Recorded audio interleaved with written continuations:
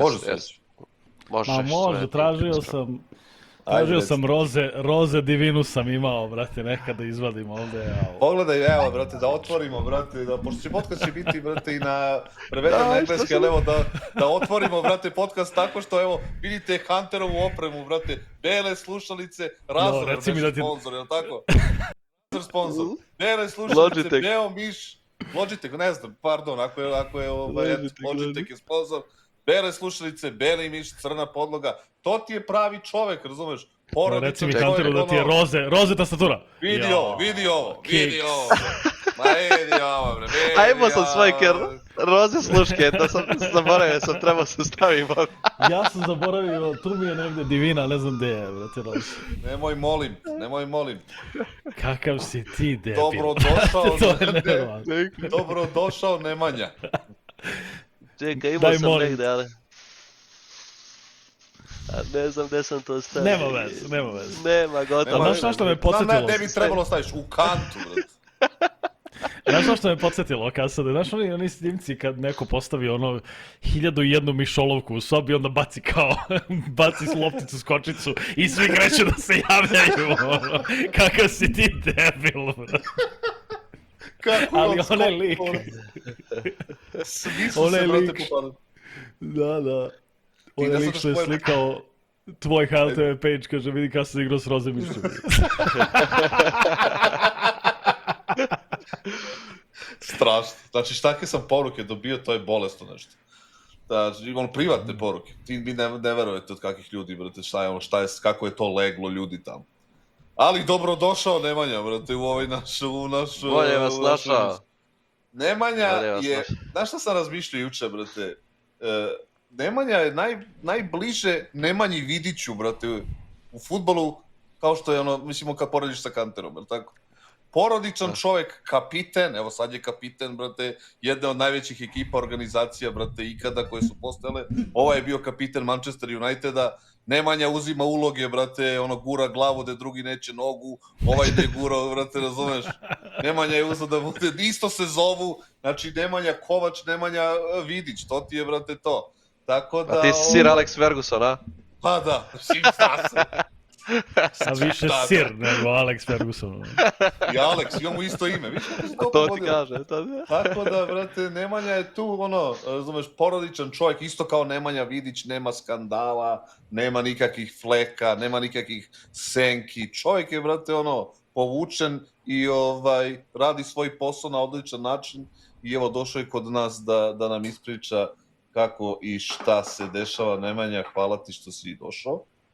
Pod jedan. Hvala vama što ste pozvali, čast mi je učestvovati u vašoj emisiji. Ljudi su te tražili dosta puta, mislim i u komentarima i ovako i na streamovima kod mene i kod Svojića uvijek pitaju kad će gosti, daj zovite Nemanju, Nikolu, ne znam, sve ove naše ljude koji su tu, razumiješ, na sceni.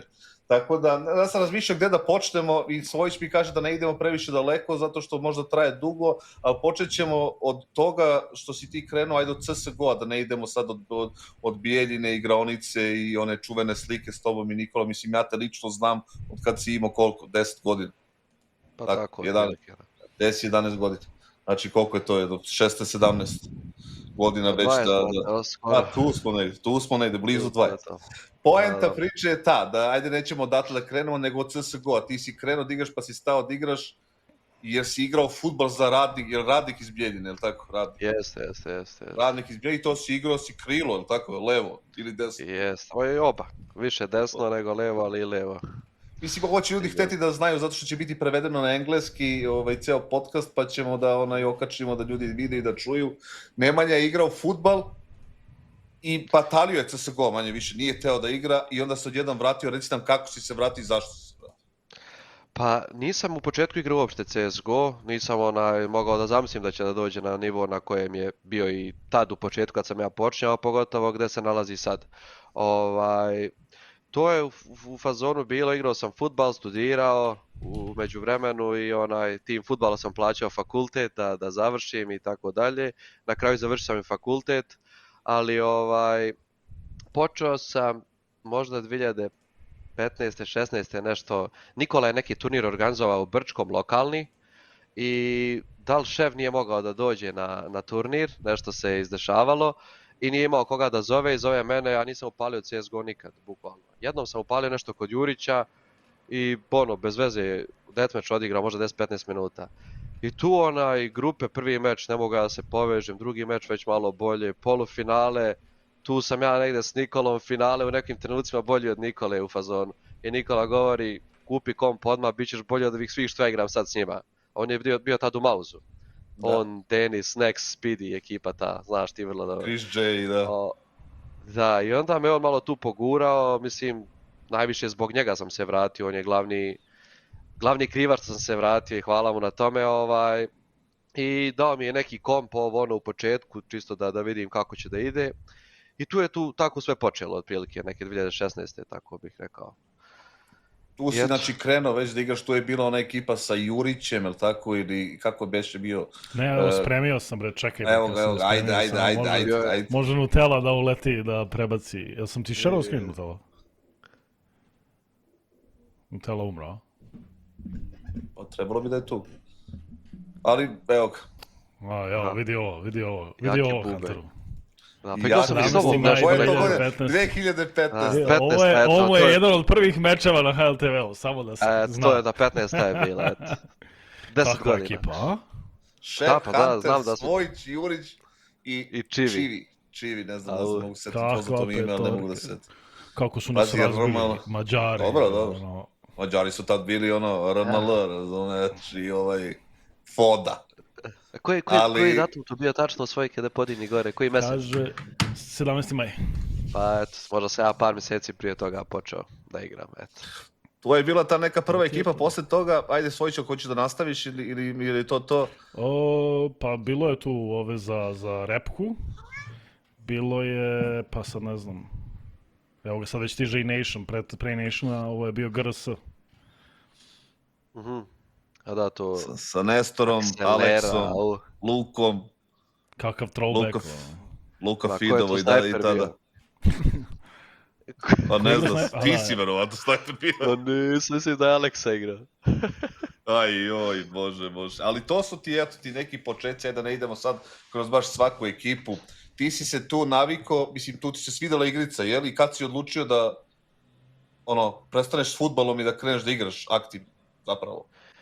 To je bilo možda godinu kasnije, igrali smo za reprezentaciju nešto, Nikola nije igrao prvi meč, pa je poslije došao, kako je tad igrao, Benji, Dumas, Pita, ja, Da. i tad smo igrali neke kvalifikacije i tu sam baš bio dobar.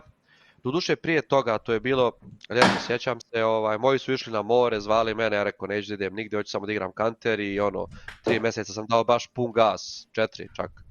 I sa devojkom tad, sa svojom suprugom, trenutnom sam raskinuo, nisam mogao da izlazim napolje, rekao sam 3-4 mjeseca hoću pun gas da dam, da vidim da li ide ili ne ide, jer tad sam već imao tako nekad oko možda 20 godina, 21, i htio sam da vidim kako će da ide, jer sam znao da će to za reprezentacije biti i tad je to bilo nešto ajde ako si početnik možda dosta da ti znači, jel? I tu je sve krenulo i odigrao sam baš dobro tu par mečeva i onda sam se čuo sa Nestorom opet i onda smo odlučili tu neku ekipu da pravimo, Nestor, ja, Flash, što je bio, sad je trener Likvida trenutno, znaš ti vrlo dobro da i ti si bio trener tu posle, i tu smo odlučili, u početku je bio Benji i Dumas, pa oni nisu više htjeli i onda smo se čuli s Lukom i tu je tako nekako sve krenulo i ozbiljnije da se radi, da se igra malo više. I FPLC je tad bio u to vrijeme i to sam igrao. I onda vidio sam da imam potencijal tad i da mogu daleko da doguram. I kad sam gledao tad Tier 1 također Counter, vidio sam da ne odskaču mnogo od 90% igrača od mene i vidio sam da imam šansu, da imam priliku i trudio sam se da iskoristim na najbolji mogući način. Dobro. Tu je posle došao i Crazy, ajde da ne, možemo da preskočimo deo koji je došao dotle Crazy. Mi smo bili, pre Crazy je bio kako smo se zvali kad smo bili u Bugarskoj? Ja, ti, Đole, Nestor, ko je još bio? Mislim da smo bili tad. Ili Nation bio tad? Nexa. Nexa je bio. Ja sam posle toga otišao u Ameriku, vi ste postali ste Binary Dragons, čini mi se. Jeste. Pa tad u tom trenutku smo igrali, na Balkanu smo bili baš dobri i osvojili smo taj turnir u Bugarskoj. Nexa, ja, Đole, Luka Jest. i Nestor. I ti si bio trener. Igrali smo tad Jest. baš dobro i igrali smo neki kvali za minor, isto bili smo blizu, izgubili smo od Flipside tad s Markelovom i Blade je igrao čak. Dobili smo i Vaku, ja Šara. mislim, jedan. Jest, Šara gospodin, što je pao sa stage-a, taj. To mu je I- highlight karijere. Ono. Jeste. Pao sa bukvalno. stage-om.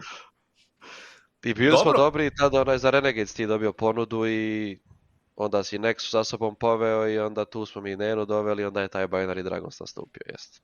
I preko toga onda je došao Antonio i šta ti ja znam. Šta kažeš Vojić? Jest.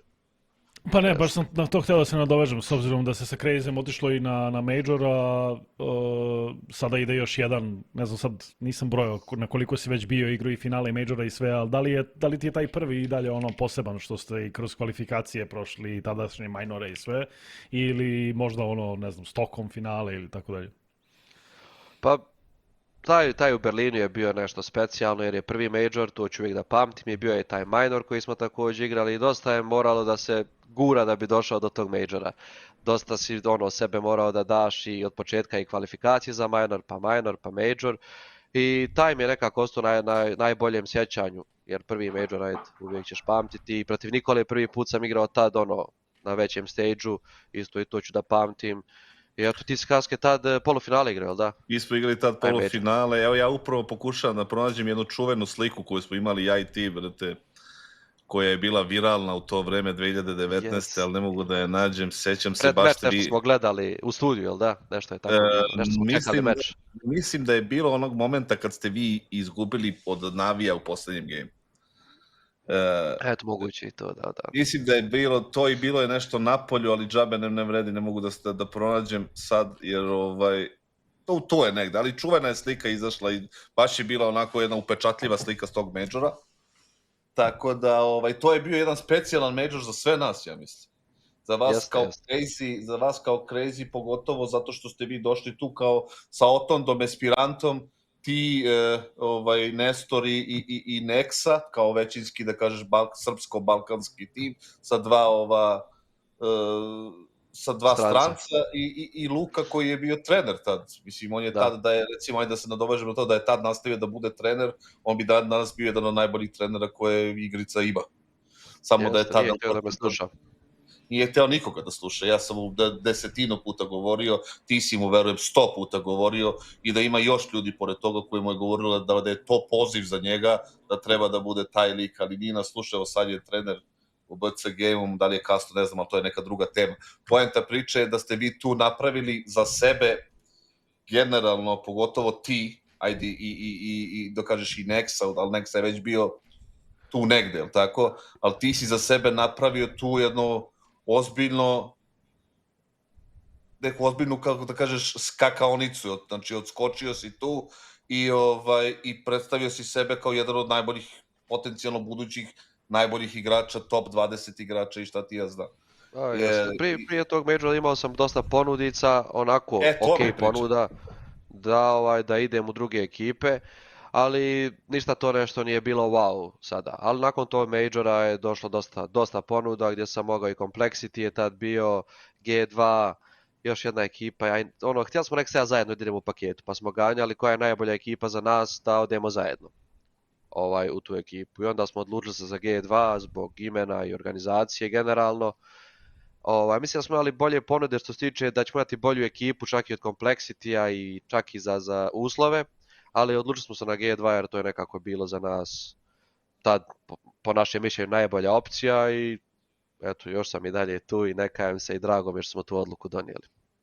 Pa i doći ćemo i do toga, ali teo sam da te pitam još samo što se tiče tada G2, vi ste prodati od strane Crazy-a, Antonio je prodao za neku cifru, ljudi kažu 300, 400, 500 hiljada, naravno ti ne moraš ništa da kažeš što se toga tiče, niti ćemo da te pitamo tako nešto, ali ta sama prodaja je bila nešto, je bilo polukontraverzno. Kako je to bilo sa strane tvoje kao igrača i Nexe, da je bilo stresno? Iskreno bilo je mnogo stresno jer Antonio nije htio da nas proda iz razloga što je imao ponudu tada kontakt, jel? Imao je jako dobru ponudu za cijelu ekipu. I onda Nexe ja nismo htjeli da ostanemo u ekipu, htjeli smo naravno da idemo kad smo već imali te ponude, pogotovo od G2, da idemo u G2.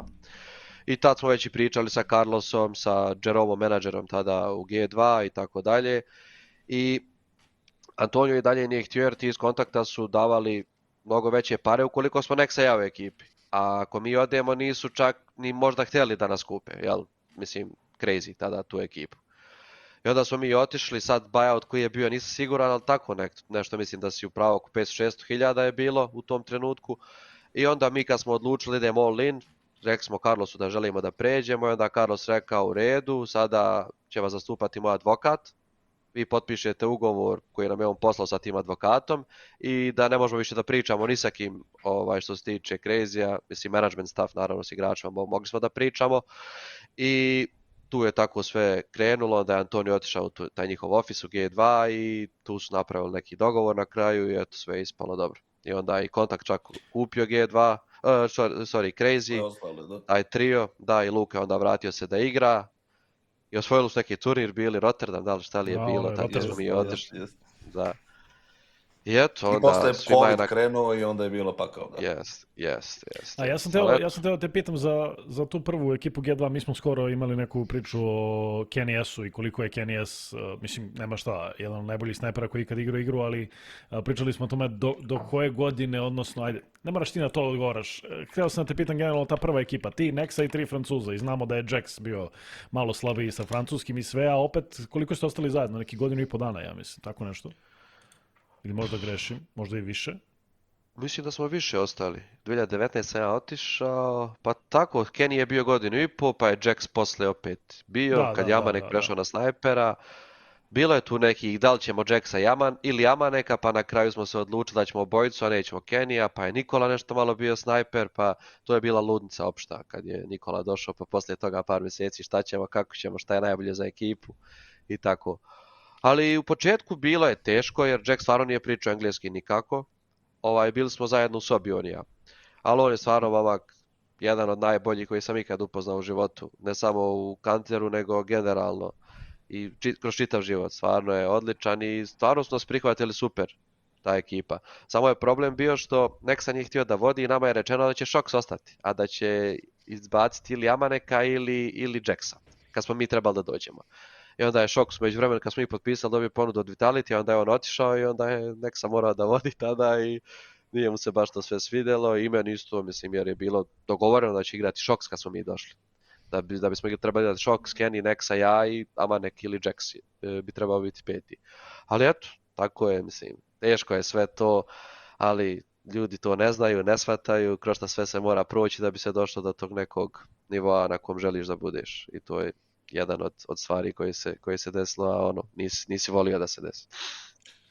Jedan od tih teških momenata, mislim, perioda, ne samo za G2, nego za sve ostale, je COVID. Nikola je došao pri kraju, 28. oktobra 2020. je on potpisao zvanično, jel? Da je to potvrđeno. Pre toga, naravno, bila je cela COVID situacija, online se sve igralo, arene, sećaš se 2020. vi ste igrali finale u Katovica, vi ste nas pobedili, sećaš se, razbili ste nas u prvom kolu.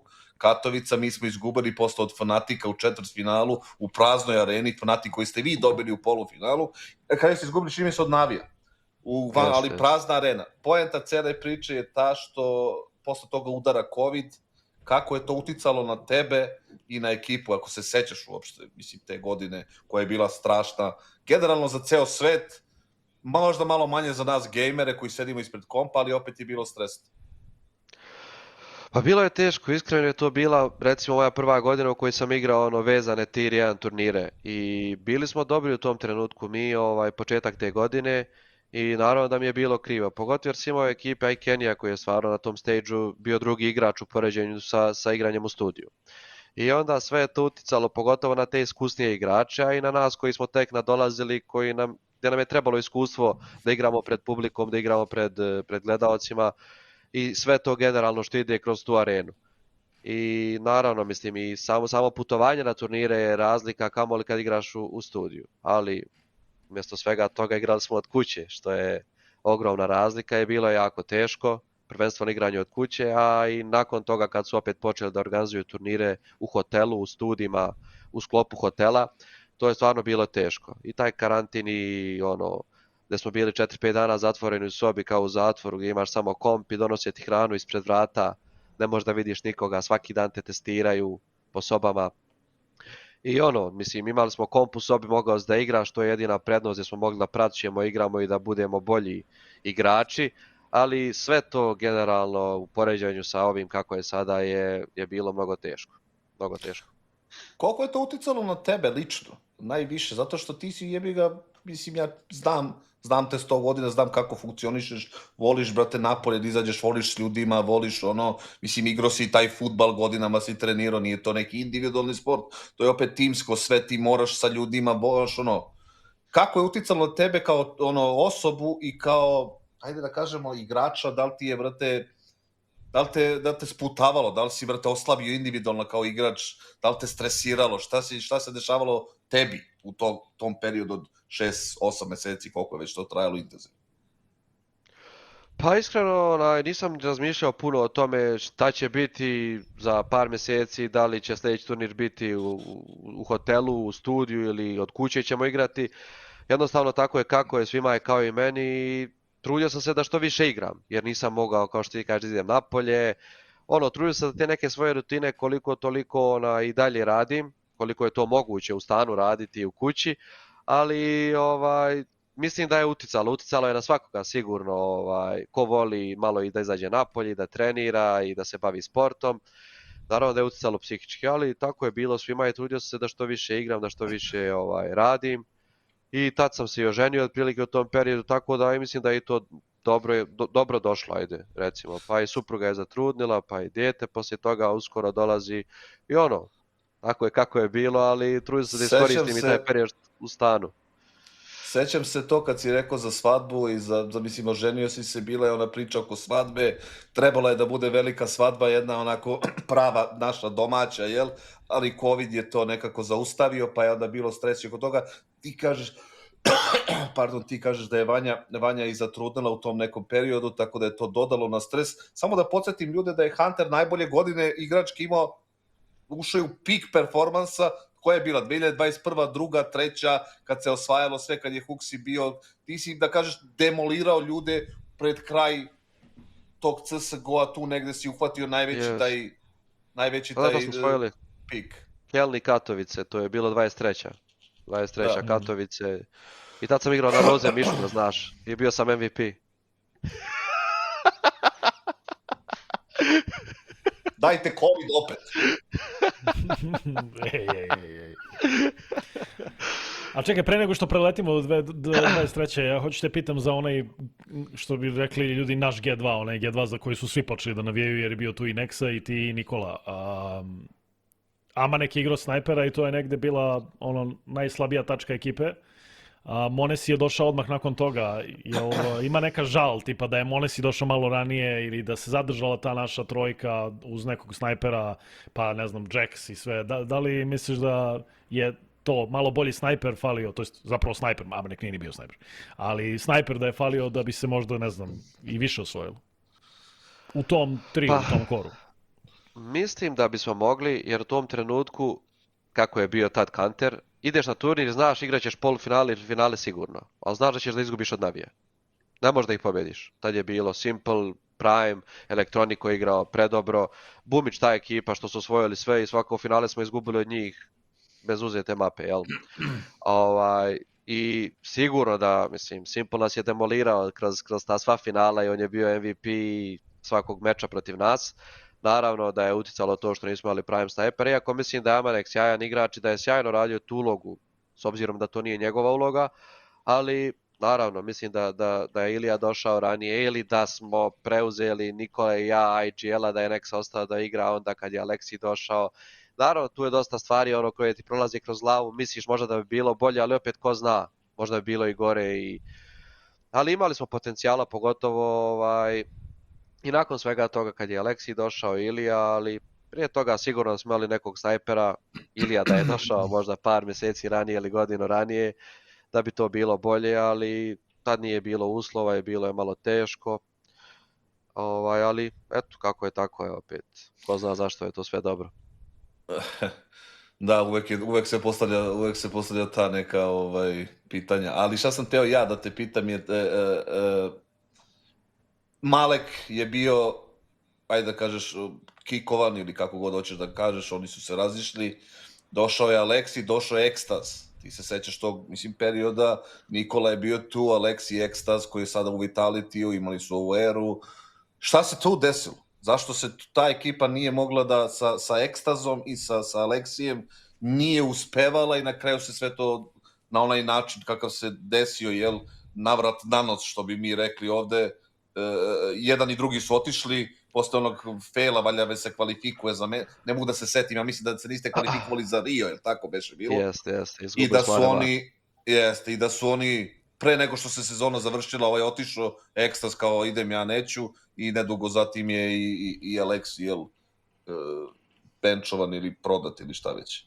Šta se tu dešavalo? Šta je problem? Prije toga. Kad smo tek tu ekipu sklopili u početku, znači praci onaj uvodni dio svega, igrali smo neke blast grupe, 3-0 smo otišli, 3-1, nebitno. Poslije toga Katovice finale gdje smo prodali protiv Fejza kad je JKS stand-inovao za njih, gdje smo svaku mapu vodili i izgubili na kraju. I nakon tih Katovica nekako, ne znam, očekivali smo pobjedu i bili smo gladni i željni da osvojimo taj turnir i ne znam šta se tu sve izdešavalo, ali po meni šta je tu problem bio najveći je i Aleksi i Ekstaz su jako dobri, i Aleksi kao in-game lider i Ekstaz kao trener. Ali njih dvojica su totalno različiti tipovi, totalno dvije različite vizije o Kanteru. Obojica imaju dobre vizije i da se prati ta jedna vizija od njih dvojice, išli bismo negdje, to bi negdje vodilo. Ali to je bio bukvalno clash, kako i šta, i što su i van servera oni drugačiji tipovi, ovako, razmišljanje i tako dalje. Tako da mislim da je to bio najveći problem, što njih dvojica nisu mogli da nađu zajednički jezik i Ekstaz tada, engleski njegov nije bio baš najbolji, jer nije do naše ekipe pričao engleski skoro nikako. Bio je to Italiji i francuskoj ekipi i samo su pričali francuski i on se stvarno trudio, imao je i časove i tako dalje, ali bilo je malo teško i nisu njih dvojica mogli da nađu taj neki zajednički jezik, iako mislim da smo imali jako dobru ekipu tad u to vrijeme u poređenju sa drugim ekipama, jer tad je FaZe osvajao dosta turnira i oni su bili u tom trenutku najkonstantnija ekipa, recimo. Mislim da smo mi igrački bili bolji od njih, ali jednostavno nismo kliknuli, što se kaže, kao tim i to je bio problem. Kako je utjecalo to na tebe? Mislim, ta raskrstica između te dva čoveka, in-game lidera i coacha, koji su se nekako, što ti kažeš, imali različite potpuno poglede. Kako je utjecalo na ekipu, generalno na tebe i Nikolu? Utjecalo je teško iz razloga zato što oni nisu pričali da pokušaju da srede taj problem. Nije bilo dovoljno razgovora između njih dvojice. Jer mislim da su razgovarali malo više i da su se malo više potrudili da riješe taj, nije ni problem, nego jednostavno da pokušaju da nađu zajednički jezik, da bi to bilo dosta bolje. Ali nisu se trudili, nisu pričali dovoljno jedan sa drugim i ti vrlo dobro znaš kako je kad imaš in-game lidere ako ne možeš da s njim nađeš zajednički jezik. I ako ti napraviš čitav plan i ako ti sve odlučiš da se radi, opet je on taj koji na serveru donosi odluke. I ako ne možeš da radiš zajednički jezik, onda je malo teže. I to je neki problem bio. Mislim da su malo više pričali, da su pokušali da dođu do tog zajedničkog jezika da bi to bilo bolje, ali uticalo je sigurno i na nas. Mislim, individualno smo igrali dobro, Ilija i Nikola i ja u tom periodu, ali opet, trudili smo se da radimo svoj posao, eto. To je nekako bilo i šta bude bit će, ali znali smo otprilike da long term to neće da radi. Eto, tako reći. Dobro, kad smo kod in-game lidera, onda je došao Huxi i onda se osvojio i Kelni, Katovice i pored toga što je Kasad vređao, mislim, s Huxijem se osvojio sve svašta. Vređanje bi bilo da sam rekao da si ti mentol, to je vređanje. Ali, kritikovanje, to je kritikovanje. Ajde, pitaj sad čovjeka šta si. Kako si se upalio kao šibica. Kako je bilo s Huxijem? Huxi je došao posle Kelna 22. ja mislim da je bilo. I tad je Remi dalje bio coach. Aleksi je otišao tada, Remi je ostao. I onda smo počeli isto. Iako je taj prvi bootcamp bio jako težak i bilo je nekako teško. Tad je i Justin došao u paketu sa Huxijem. I tad sam ja isto bio pitan dosta puta da budem in-game lider toj ekipi i da umjesto Huxija dovedemo nekoga i Justin da dođe, ali nisam pristao, nije ni Nikola pristao i onda je Huxi došao i eto, počelo je loše recimo, taj Rio, bilo je okej do tog Aremara, igrali smo polufinale Pro lige, bilo je još nekih turnira koji su bili okej. Onda kad smo ispali s tog Aremara, Remi, trener i Jerome, tada menadžer su odlučili da odu, preuzeli su krivicu na sebe, mislili su da je bolje da odu, što poštujem naravno. I mi u tom trenutku nismo htjeli da dovodimo sad novog trenera, smo do tog perioda radili jako puno, igrali puno, sad da dovodimo novog trenera, novi sistem, da se opet upoznamo sve iz početka. Nismo htjeli jer je bilo sredina sezone. Ajde. Osim tog poslije Rija je bilo još dosta turnira. I onda je Peca došao na mjesto menadžera i onda smo odlučili da naš tada pomoćni trener Svani bude naš trener jer on je bio upoznat sa sistemom koji smo pokušali da pravimo i znao je sve taktike i sve generalno oko toga i bio je dobar prijatelj sa svima nama. I mislimo da je u tom trenutku najbolje rješenje do kraja godine, pa da vidimo poslije šta i kako, koga ćemo i šta ćemo. I onda eto, do tog nekog perioda je bilo nekih loših stvari i onda smo osvojili taj World Final, posljednji turnir. To je turnir koji ću također da pamtim cijelog života jer Huxi je došao, sletio je bukvalno u Abu Dhabi je tada bilo i nakon 2 sata mu majka šalje poruku da mu je otac preminuo i mi smo svi bili u šoku i mislili smo ajde sutra će on kući, šta ćemo za stand-in, pokušamo nešto da nađemo, međutim nakon razgovora sa svojom sestrom i majkom on je odlučio da ostane, što je meni bilo, stavio sam sebe u situaciju njegovu i nema šanse da znam da ću da podignem trofej i ne bi ostao da se tako nešto desi.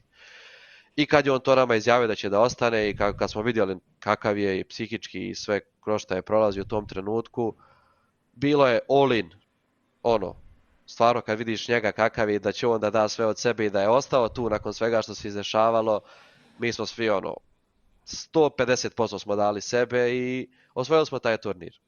I 100 puta sam rekao, ali možda ljudi ne znaju da taj turnir nismo osvojili, da se to sve nije izdešavalo što se izdešavalo. Mislim da ne bismo osvojili ni Katovice, ne bismo napravili taj streak što smo napravili i te sve stvari što se dešavalo. Mislim možda, ali to nas je napravilo ekipom. Stvarno, to nas je napravilo ekipom i od tog trenutka je krenulo da se dešava dosta boljih stvari i Svani je ostao i igrali smo jako dobro i osvojili smo u toj godini i Katovice i Keln.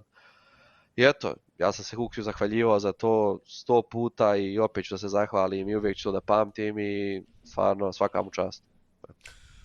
Pošteno. To je bilo negdje kraj 2022. ako se ne varam, je li tako? Jeste. I onda ulazimo u 2023. I mislim, ono što Nemanja hoće da kaže da je to bio neki, ajde da bude okidač, iako je to jedan tužan događaj bio za Huxija, naravno, on je ostao tu i taj turnir je bio okidač za 2023. uspešno, tako jer ste vi shvatili da ste tada ipak ekipa, bez obzira na kritike, na pritiske, na prethodne neuspehe ili šta god, vi ste počeli tu godinu, to jest završili ste godinu agresivno, osvojili ste taj turnir i ušli ste u 2023. Naravno, ta 2023. je legendarna za G2, tako? Kad pogledaš, mislim, tu je bila taj line-up koji je osvojio sa JKS-om, koji je osvojio i Huxijem, naravno, pored vas trojice, koji je osvojio Katovice i Keln. To je malo ekipa uspelo da vežu ta 2 turnira u jednoj sezoni. Mislim, ima pošto su bukvalno onako dosta su udaljeni jedni od drugih i ta jedna ekipa da osvoji tako 2 velika turnira, to se nije dešava, to je Fnatic uspeo možda i da li još jedna ekipa, ne mogu da se setim. Šta se dešavalo tokom tih meseci? Kako je izgledala ekipa? Kako je mislim, pritisak je bio dosta veliki, pogotovo zbog Majora. Sve to stoji, Katovice, Keln, sve kako, pošteno, osvojeno, ali zna se šta je glavna nagrada i glavna premija je Major, pogotovo za organizaciju kao što je G2, da ne pominjamo pritisak na Nikolu, kao jednog od kandidata za GOAT-a, CSGO-a i šta ti ja znam. Kakva je situacija u ekipi, šta se dešava između vas? Pa, sve super, atmosfera u tom trenutku je bila odlična i nakon tih Katovica što smo osvojili bilo je nekih turnira sa neuspehom, naravno. bilo je ono, igrali smo playoff pa smo ispadali, ali nismo osvajali, igrali finala. Ali i dalje smo ono, ajde major je sljedeći na šta ciljamo, jel? I taj Paris major koji je bio posljednji major u CSGO, naravno da smo htjeli, da smo davali sve od sebe, ali opet ta priča da ono, mora da se osvoji. Bili smo favoriti čak tad, sjećam se, ono, prvi favoriti za osvajanje majora. Posljednji CSGO major, Nikola nije osvojio CSGO major i tako dalje. Onda se sve nekako, taj pritisak se sav nadoveže na to sve. I ne znam, mislim da nas je pritisak ubijao psihički, jer to se ono krene od jedne osobe, pa se veže za drugu, pa za treću, znaš kako to prenosi se jednostavno sa osobe na osobu. I onda smo odigrali taj Pariz užasno, i ispali u grupi. Igrali smo, to jest prvi stage ili drugi stage, nebitno, odešli smo sa 3-0 i onda smo taj posljednji stage, Legend stage, smo podbacili, odigrali smo loše i ispali u grupi. Naravno, bilo je teško poslije toga i da je Major tad bio posljednji turnir, vjerovatno bismo mijenjali nešto, ali tad u to vrijeme nije bilo je još par turnira nakon toga i bilo je mnogo teško kad smo taj Paris Major failovali, psihički, i igraš sad još 2-3 turnira do kraja godine i to nije izgledalo baš sjajno, iskreno. Igrali smo možda Dallas Washington za redom, Washington je bilo polufinale, ali nismo igrali dobro. I onda je bilo summer break i onda je već bilo pitanja da li ćemo nešto da mijenjamo, da li ovo, da li ono.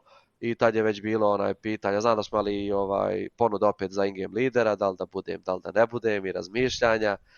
I onda je bilo, čak i Kiksan je bio opcija da dođe mjesto Huxija u tom trenutku i onda smo odlučili da Huxi zasluži još jednu šansu zbog svega što smo odradili do te godine, do te pauze, osvojili smo Katovice i prije toga taj World Finals. I odlučili smo da ostane na kraju svi zajedno i počelo je loše, igrali smo neki blast turnir, ispali smo tu u grupi, odigrali smo užasno i nakon toga osvajamo Keln. To je sve ta neka priča. Kako je, to se, mislim, ljudi žele da znaju, verovatno, unutar ekipe, između igrača, kakav je odnos, koliko je drugačiji, da li se osjeća negde u vazduhu, ne znamo šta će biti u budućnosti, ne znamo šta će se desiti, možda ja idem, možda ne idem, da li ti razmišljaš, da li bi ja možda trebao da odem? Da li možda ja da odem u neku drugu ekipu? Znaš, te neke situacije, kako to izgleda iz prve ruke, mislim, sigurno ljudi hoće da znaju kako to izgleda iz perspektive jednog od igrača koji je doživljavao sve to kroz te godine. Pa iskreno, kako sam došao u G2 i do sada i sada trenutno, atmosfera i druženje i prijateljstvo je uvijek bilo na vrhunskom nivou. Bez da sad kenjam da prostaje ljudi što će da gledaju, ali stvarno uvijek je atmosfera bila odlična i trudili smo se svi nekako da to bude glavna stvar, da atmosfera i da smo jedni prema drugima iskreni, šta god da se dešava, da je da na kraju završimo u dobrim odnosima šta god da se dešava i da pričamo jedni s drugima, koji god problem da imamo. Bilo je tu, kažem, dosta uspona i padova, više padova nego uspona u tom periodu, ali opet trudili smo se, imali smo te neke zacrtali smo neke stvari koje želimo da budemo full fokus na tim stvarima, ali teško je sad, ne možeš ti svaki turnir da ideš all in, jel? Da. I stvarno kad smo zacrtali nešto da uradimo dobro, osim tog majora u Parizu, smo uradili dobro. I onda vidiš da su ljudi drugačiji psihički, da se to ne izlazi ispred sobe, da svi igraju 24/7, full grind i na bootcamp prije turnira, pogotovo prije Kelna. Jer između Katovica i Kelna veliki je gap, kako se zove, i onda nismo ništa uradili bukvalno od Katovica do tog Kelna. I onda kad sam vidio i prije Kelna i u Kelnu, tokom cijelog turnira, na način na koji su ljudi razmišljali i koliko su igrali i kako je to full focus sve bio tokom i mečeva i u prat sobi kad smo radili prep za gameove, osjetio sam da smo tu, da smo u istoj formi kao u Katovicama i da znam da možemo do finala sigurno da dođemo. I onda finale sve je moguće, šta mislim, možda se desi u finalu. I eto, da osvojili smo i taj Kel i opet nakon toga mislili smo, ajde, sad možemo opet nešto više da napravimo i onda nesretni CS2 dolazi.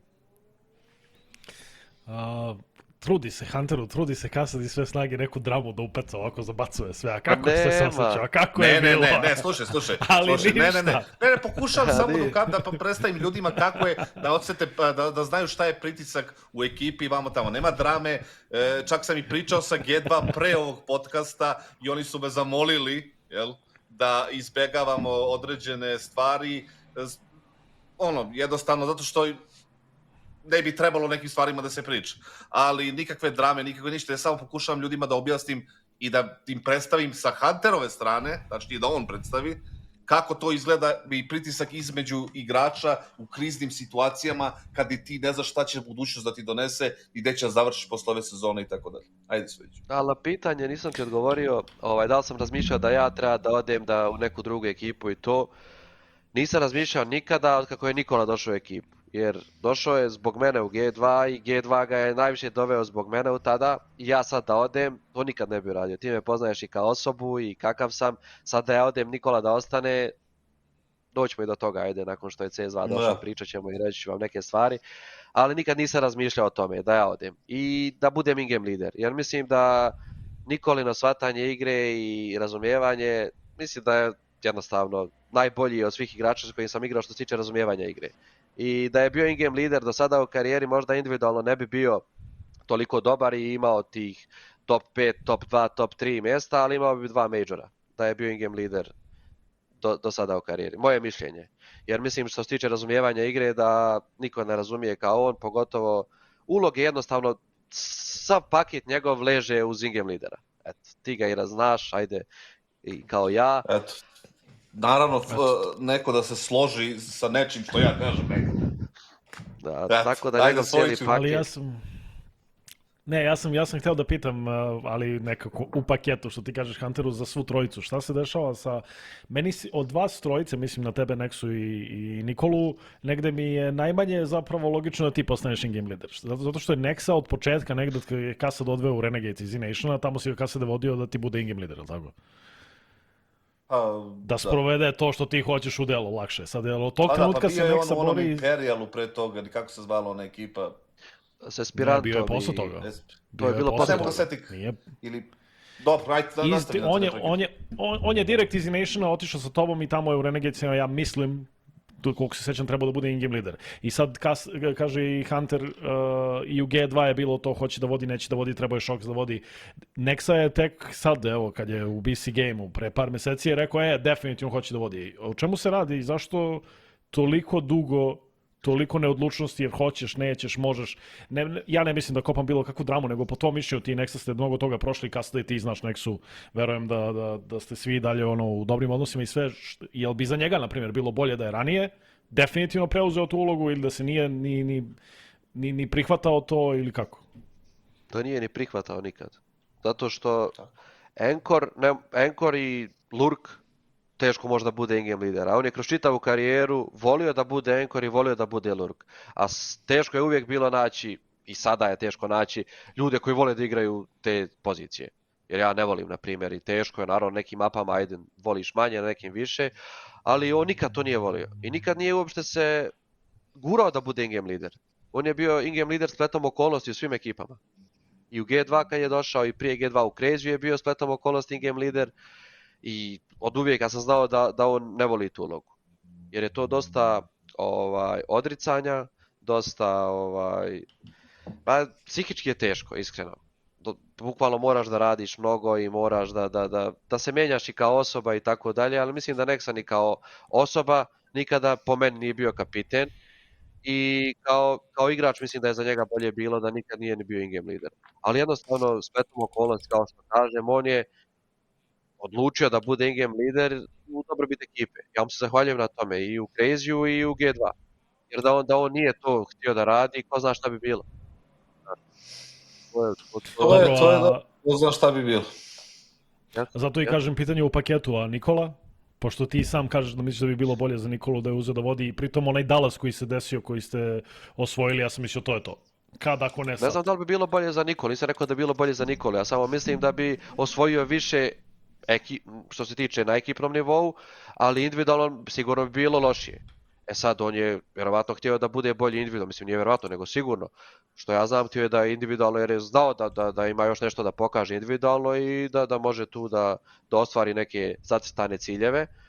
Ali, mislim opet ko zna, možda je lupeta, možda bi bilo gore, ali po mom mišljenju ja mislim da bi bilo dosta bolje što se tiče, jer on kao paket, kao što sam rekao, primjer mladima. Svi na njega gledaju i koji god je mlađi igrač došao u ekipu, svi gledaju na njega.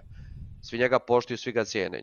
Njegova vizija u igri, njegove pozicije generalno koje voli da igra i koje mu leže u igri. Sve to generalno kao paket je jednostavno. Kapiten, in-game lider. Mislim da toliko ne bi ni čak uticalo na njega individualno, eto, pokazalo se u Dallasu. Ali, tako je kako je. Pa, sad sam to htio da kažem, mislim, ja razumem definitivno ko preuzme, nije više isto, evo ti sad si in-game lider pa ti to najbolje znaš, jel? A nije isto kada si igrao ili nisi, ali ja ne vidim zašto se beži toliko od toga, jer opet zavisi od čoveka do čoveka, od igrača do igrača, ja ne mislim da bi Nikola nešto propao kroz zemlju da postane igla.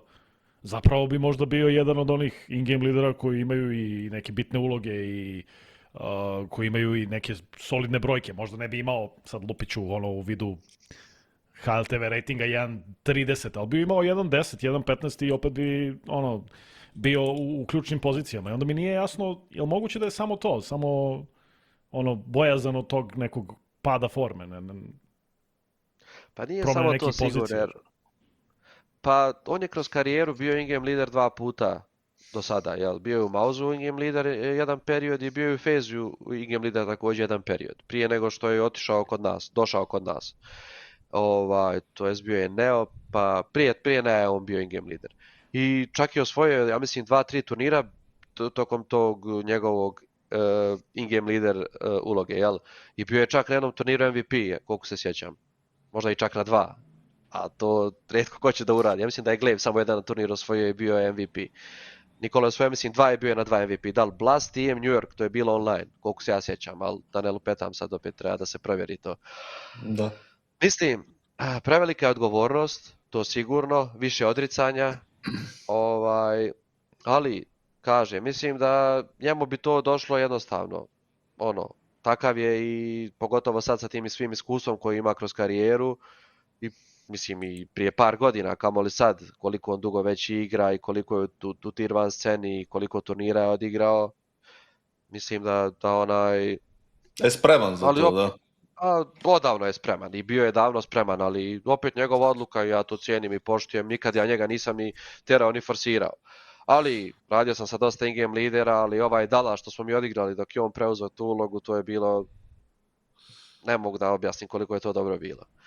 I taktike neke smo mi imali, ni te pripreme mečeva, ni to, nego jednostavno njegov osjećaj za igru i sve to generalno i kako se to sve izdešavalo. To je ono što sam ja htio da se nadovežem baš na to što ti kažeš što se tiče Nikola i in-game lidovanja. Ja se sećam i dalje, ti si pomenuo, on je bio Maus, in-game lider, tad sam ja bio u Mausu. I taj njegov osjećaj za čitanje runde i za prozivanje runde je nešto što je, brate, vrlo jedinstveno. Znači, to se nije to kao da nešto možda naučiš. To ti ili imaš ili nemaš. Jeste. A on ima. I ja se sećam to je bilo pred 10 godina. 10 godina imao tad. I on i to samo je usavršavao u to i samo možda bude bolje u tom.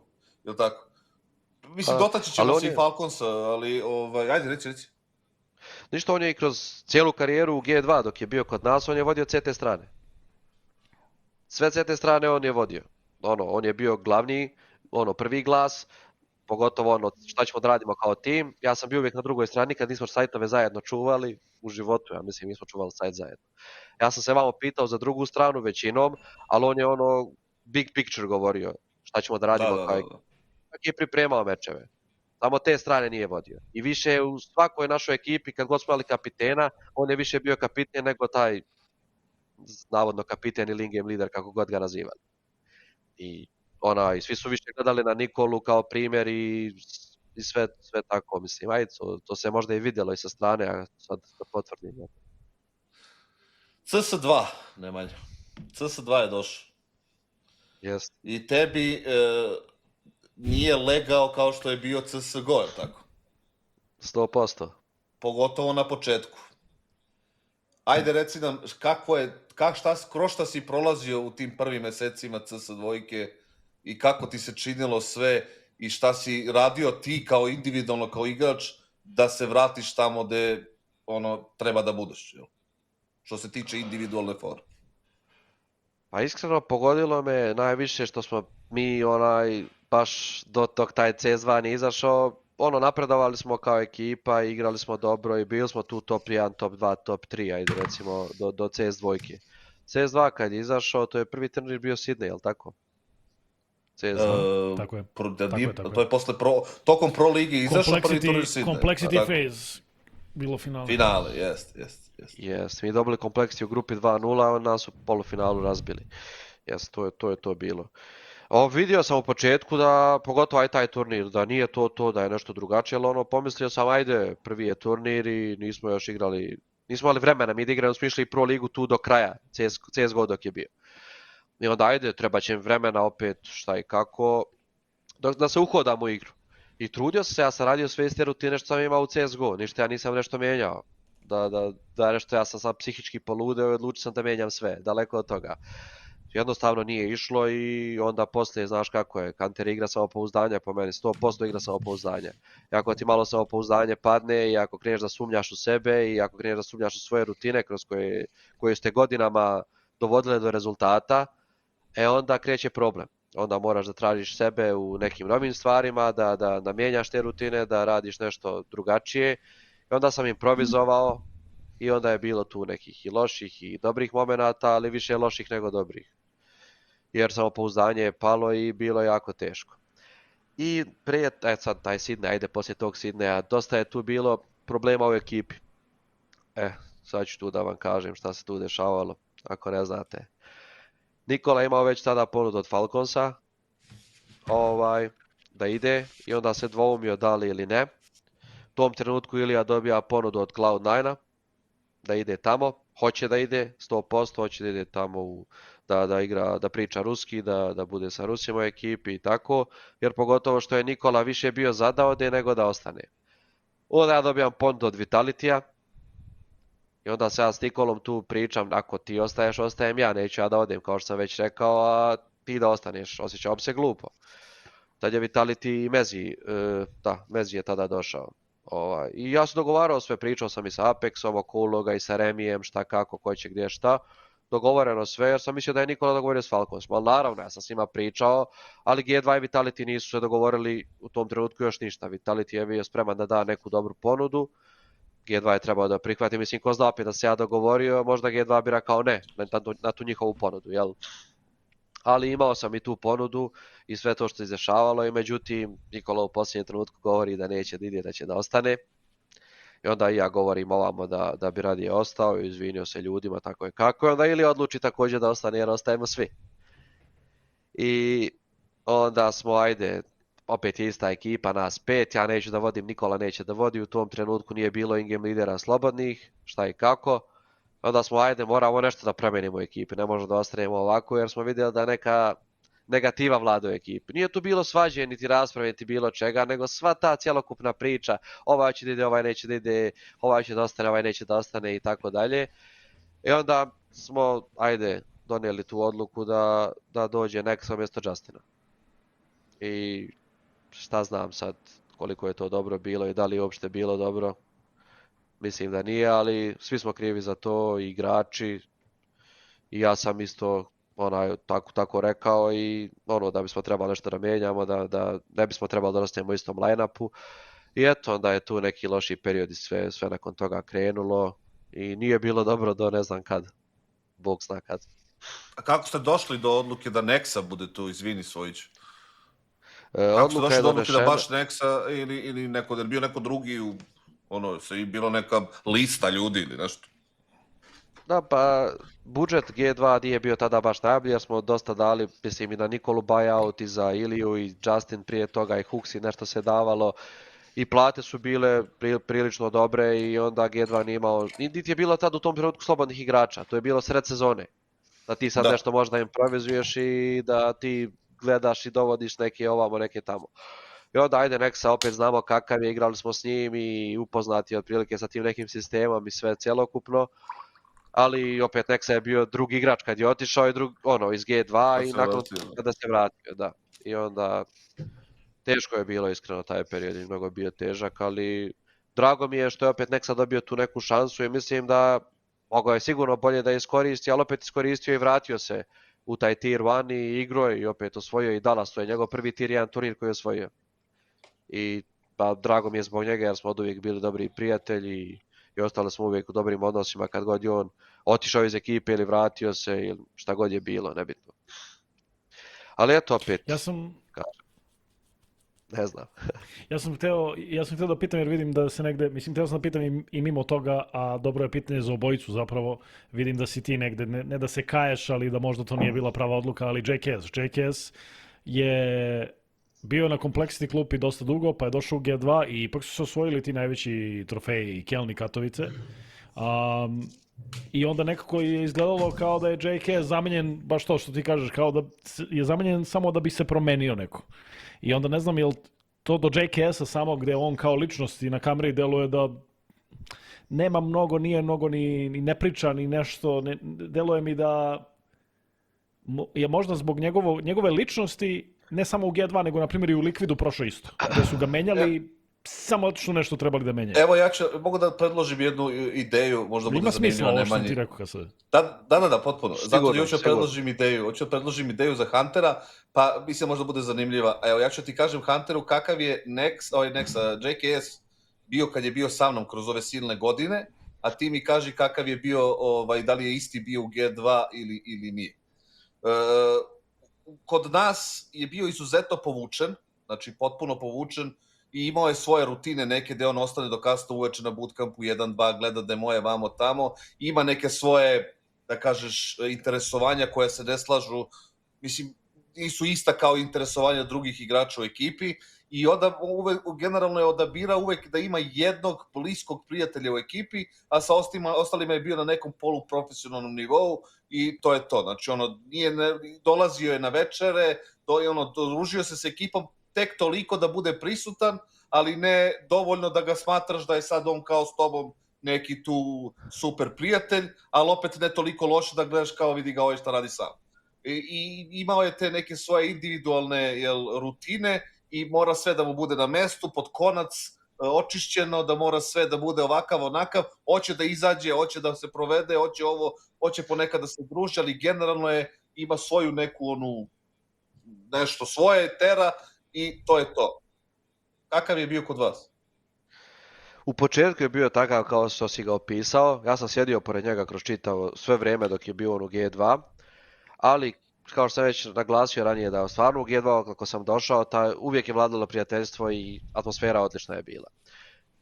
Ja sam s njim uvijek imao dobre odnose i svi u ekipi stvarno. I 100 puta sam ga zvao, ajmo na kafu, ajmo napolje, ajmo da igramo fudbal. Uvijek je pristao, uvijek je rekao da. Ne samo meni, nego svima. I stvarno je bio super. Bilo je momena, pogotovo van igre. I bio je otvoren i ako je neki problem da ga nešto muči, da šta god u igri, da mu se ne sviđa, komunicirali smo stvarno. Gledali smo čak i zajedno demo je, šta može bolje, pogotovo sa Etver smo čuvali smo mnogo. Gledamo, nebitno, izgubili smo, loš smo odigrali ili on, ili ja, ili obojica. Nije bilo uopšte da smo gledali na to. Nego već smo nešto osvojili, odradili smo nešto zajedno, jel? I onda postaje malo već i lakše generalno sve. Ali u tom periodu ja do njega nisam imao top enkora. Neksa je bio enkor, ali nije bio full enkor jer je dosta improvizirao sa tim in-game leader rolom i onda je i mijenjao i da bude i rotacija, pogotovo kad smo on i ja prešli u G2. Ali JKS je bio full enkor i ja nisam igrao sa boljim enkorom. On kad je osjećao igru i kad imao samopouzdanje, to je bio igra za poželjeti u svakoj ekipi. Stvarno, ostaviš ga samog, ubije tamo i bio je dobar i kao saigrač i sve. Ali kroz cijeli period u G2 ja sam stvarno jako bio zadovoljan s njim. I iskreno ta odluka što smo donijeli na kraju, ja sam kriv za tu odluku, mislim da je bila loša, generalno.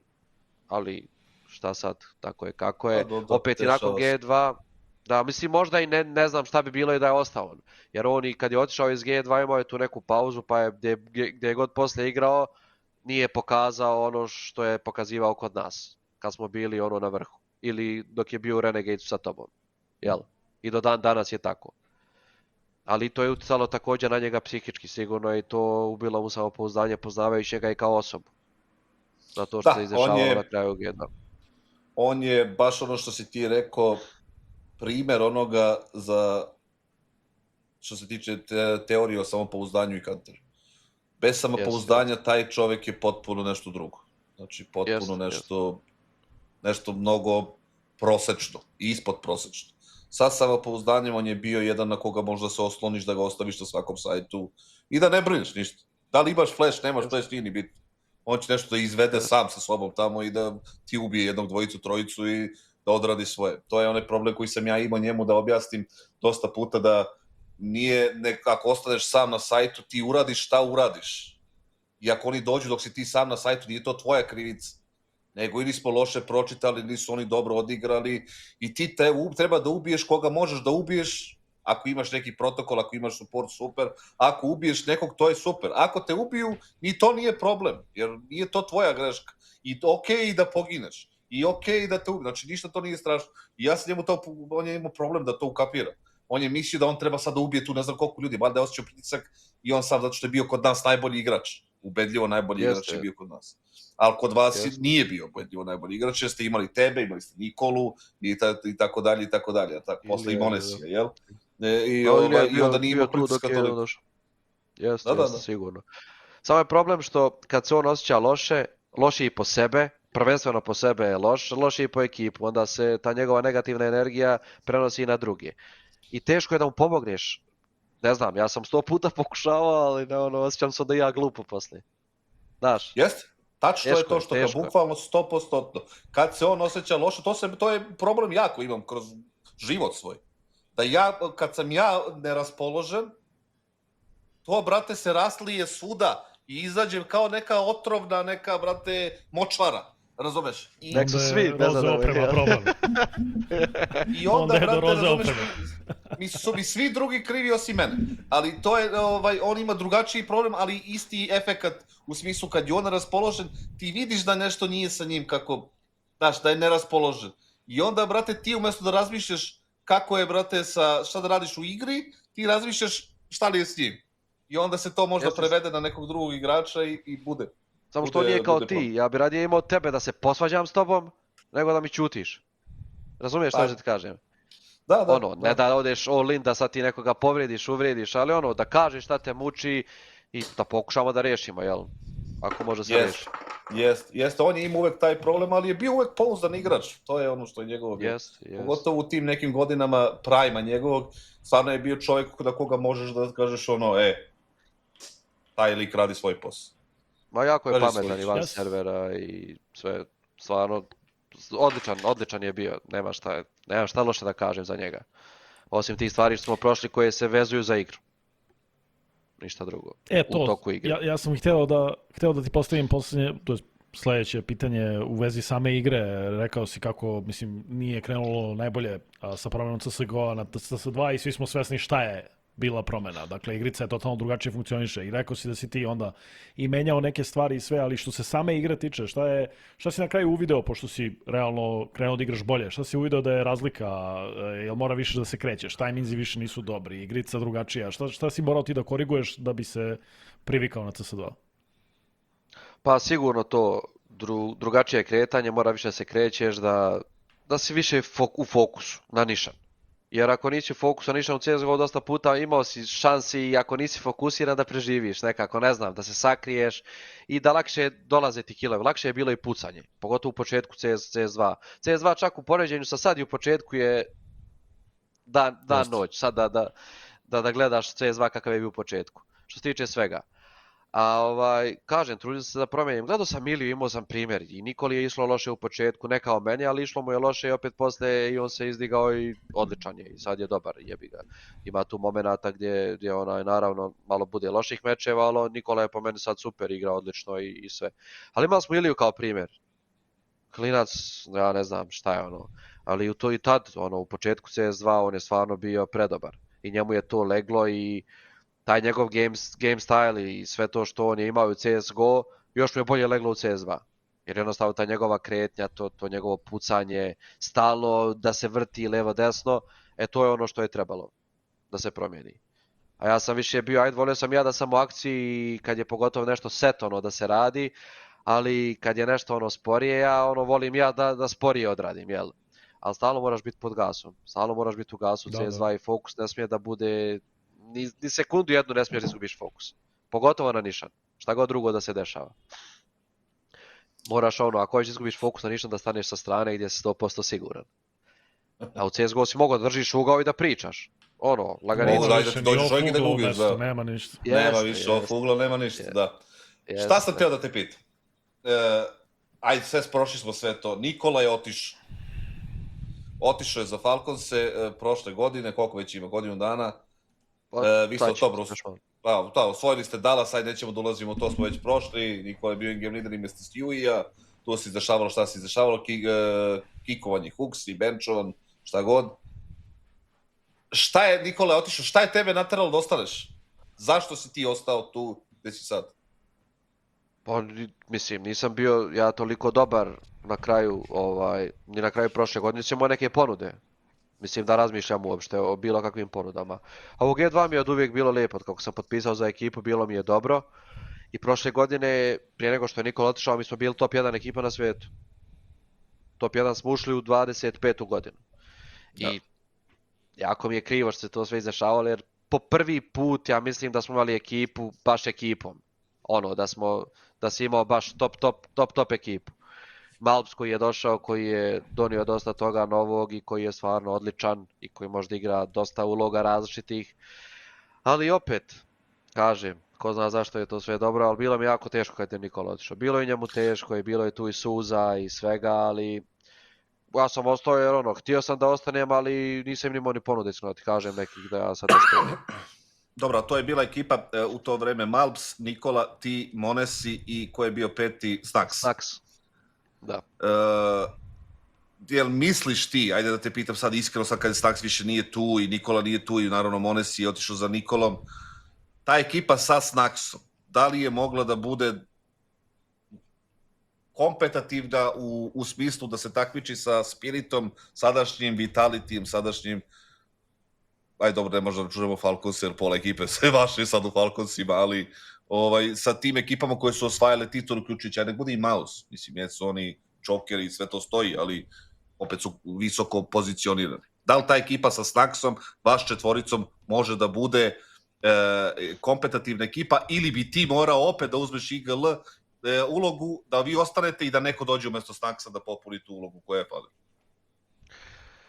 Plan je bio otprilike, ajde sad iskreno da ti kažem, da vam kažem, ajde mislim to se otprilike i znalo sad, Snax je tu doveden i znalo se otprilike da je doveden na neki određeni period. Jer opet šta znam, on je stvarno bio dobar kad je došao, tih pola godina on je bio ono što nama treba. In-game lider koji ne smara, in-game lider koji ne forsira nešto svoje, 100%, koji je otvoren za komunikaciju sa igračima. Mi smo imali Iliju i mene koji volimo da pričamo i Nikolu, jel? I on je bio to što nam je potrebno. Onda, tad u tom periodu smo znali otprilike mi to leto, kad je Snax došao, da će Nikola da ide. I bilo je teško, znaš da će da ide igrač za 6 mjeseci, ali mi to nismo nekako htjeli uopšte da razmišljamo o tome. Davali smo sve od sebe i osvojili smo taj Fall Finals, osvojili smo World Finals prošle godine. Major smo izgubili iz razloga što se zbog tog pritiska. Nikola ide, ajmo osvojiti Major, smo tad bili najbolja ekipa, sigurno na svijetu. I mi smo tad razbijali Spirit, mislim da smo 5-0 imali protiv njih, kad si već pitao. Oni su samo promijenili, oni su čak prošle godine bili i bolji nego što su sada. I mi smo njih razbijali skoro svaki game protiv Vitalitija, isto smo dobili, ja mislim, 2 ili tako nešto. Jedino taj FaZe nas je nesretni dobio u polufinalu Majora, što su odigrali playoff života u tom trenutku, pogotovo Robs koji je step up, ali koji je posle otišao u Vitality, da, i osvojio posle 7 za redom i šta ti je znam, da. Ali bio je tu neke već priče bile, da ili ja ili Nikola, ako bi Nikola ostao, preuzemo in-game lidera za početak 2025. i da dovedemo Enkora u vidu Robsa ili Heavy Goda. I onda je bila ekipa Malps, Ilija, Nikola, ja i Robs ili Heavy God. Eto, to je nekako bilo. Jer ja mislim da je Nikola ostao, da bi Robs došao kod nas. Sad neće to postati. To je jedna od onih šta bi bilo kad bi bilo. Ovo nisam znao. To bi bila ozbiljna ekipa. To bi bila ekipa koju bi mogli da s kojom bi ti mogao da radiš da budeš najbolja ekipa na svetu u kontinuitetu. Ne mesec dana pa kao drama, pa ne znam mesec dana se vratiš. To je bila ekipa koja bi bila bolja možda verovatno nego Vitality što je sad, mislim, u prvom delu sezona. To je bio taj neki plan i onda da li bi Nikola ili bi ja bio Ingrid, vjerojatno bi bio Nikola u tom trenutku, ali kažem, to bi ta neka ekipa bila jer onda znalo se otprilike kad je Nikola otišao da će to da povuče Iliju to su svi znali, mislim nisu 100% znali, ali svi su to mogli da predvide. Da će to da se desi u nekom trenutku. I onda vjerojatno i Robs razmišljao o tome, ako Nikola je otišao, otići možda Ilija, ali to je bio cilj, da dovedemo, mislim, i Hevigod je predobar. Možda to ljudi ne vide i, mislim, vide ko razumije u igru i ko želi da se razumije i vidi neke stvari, da je on odličan. Kogod od njih dvojice da je došao, mislim da... Jesi vodio neke razgovore sa Monesijem pre nego što je otišao, jesi probao da ga nekako ubediš da ostane? Jesam, pričao sam s njim, nisam do tog potpisivanja ugovora i prije potpisivanja ugovora nisam, jer se nije ni znalo nešto puno kod nas u ekipi da će to da se desi. Znalo se kad je već odlučeno, sve već bilo, razumiješ.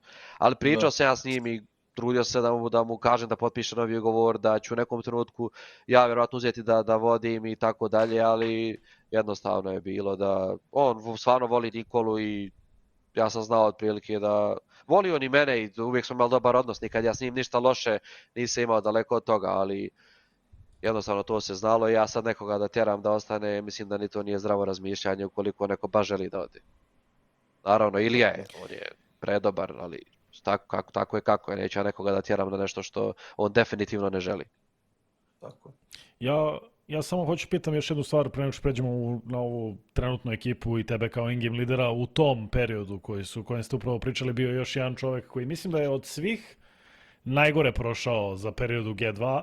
Ne znam koliko je Huxiju, ajde, Huxi ipak osvojio neke trofeje i sve, ali imam osjećaj da je Taz, da su Taza samo kritikovali ljudi. Kad je bio G2, ok, on je dobio i naprasnu priliku, on pre G2 nije trenirao neke velike ekipe. Ali imam osjećaj da je samo su bile kritike na njegov način, pa evo, mislim, Nemanja, ti si igrao sa njim, bio je trener koliko jednu, godinu dana sigurno.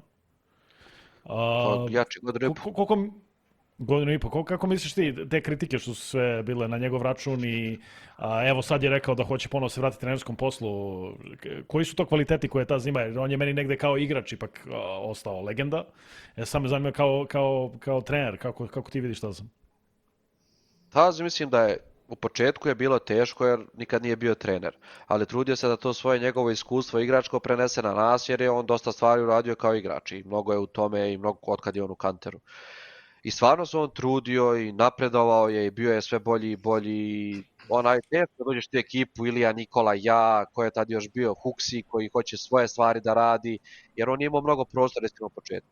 Skoro ništa prostora nije imao. On je trudio se tu da se uklopi i da nas upozna. Onda posle, kad je dobio malo prostora, nakon što je Huxi otišao pogotovo, jer Huxi, on hoće svoju igru da igra pretežno, tad u to vrijeme, ne znam kako je vjerojatno se promijenio, Taz je dobio prostor i mislim da je iskoristio dobro. I opet osvojio za tih godinu i po dana dosta turnira, mislim dosta turnira, 4 turnira mislim da je osvojio, što je okej. Za početnog, mislim, nije početnog, trener je, mislim, prvi posao trenera mu je bio u G2, ali opet, i biti igrač i biti trener je totalno, znaš i ti Kasade, da je to druga priča. Sad sam ja prešao da budem in-game lider, mislim, i biti igrač in-game lider je, da objašnjavat ću poslije koja je to razlika, pogotovo biti trener. I mislim da je on jako dobar i mislim da zaslužuje šansu u nekoj tier 1 ekipi, da vidimo kako će da bude. U nekoj ekipi gdje će on da se pita više, eto, tako reći. Mislim da se na kraju pita on kad je od početka ove godine pa do kraja polusezone, ali opet, znao si ode Ilija, u sred sezone ti ode najbolji igrač, dovodiš stand-ina, ne znaš da li će onda ostane opet u G2 i teško je to sve bilo psihički iza njega. Ali mislim da je jako dobar i mislim da zaslužuje šansu. I on i Snax, obojica mislim da zaslužuju sigurno još jednu šansu u tier 1. Jer mislim da mogu. Samo da nađu pravu ekipu za njih. Ja mislim, da ti budem iskren, ja bih rekao da ti sad to pričaš kao... Kod kada si preterao za Snax. Da. Ne, hoću ti kažem da, ja razumem tebe što ti sad, to su ti tvoji saigrači bivši, niko ne traži od tebe da ti sad njima pričaš bilo šta loše, niti bi to bilo s tvoje strane, s obzirom da si proveo turnire, igrao i provodio dane i noći s njima, tako da to ćemo ostaviti po strani. Što se mene tiče, mislim da Tazova greška najveća je bila što nije krenuo iz manje ekipe i tu krivim malo i njega, malo i G2, zato što je trebao da krene iz manje ekipe da bi našao neki autoritet, i našao neki stil treniranja, pa da dođe da može da priča on sa Nikolom Onesijem na neki drugi način. A ne taj je došao kao vanzemaljac, išao dole i, znaš, sad kao ja ću da tu nešto, znaš, to je jedna stvar. Što se tiče Snacksa,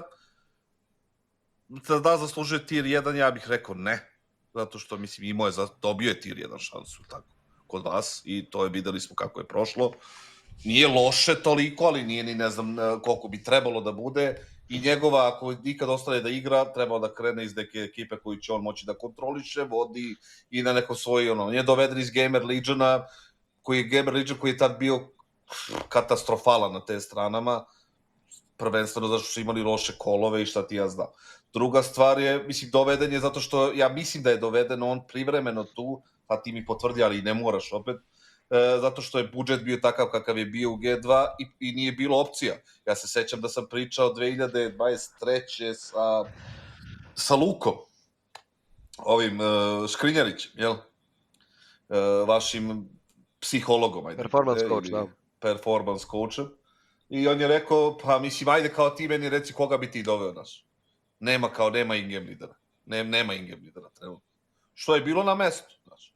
Ali, i tu sad, mislim, ta priča je već ispričana 100 puta, Snacks je, benchovan posle toga, evo sad što kaže Svojić, traži neko svoje mesto pod suncem što se tiče coaching karijere. Moj savjet mu je da krene od neke manje ekipe, da ne traži poziv, ne znam, nija Fejza ili ne znam koga, nego da krene od neke ekipe kao što je Gamer Legion i šta ti ja znam, pa da proba da se tu nekako formira kao trener. Jeste, ali što je sa Tazom dobro, mislim, on je otkako je otišao iz G2, aktivan je. Prenosi mečeve, gleda, tu je stalno, znaš. I trudi se i vidi se da hoće i da želi tu 100% još jednu šansu. Što Snacks, njega nema nigdje otkako je otišao, znaš. Čujemo se mi streamuje, sve kocka to. se, da. Da, mislim.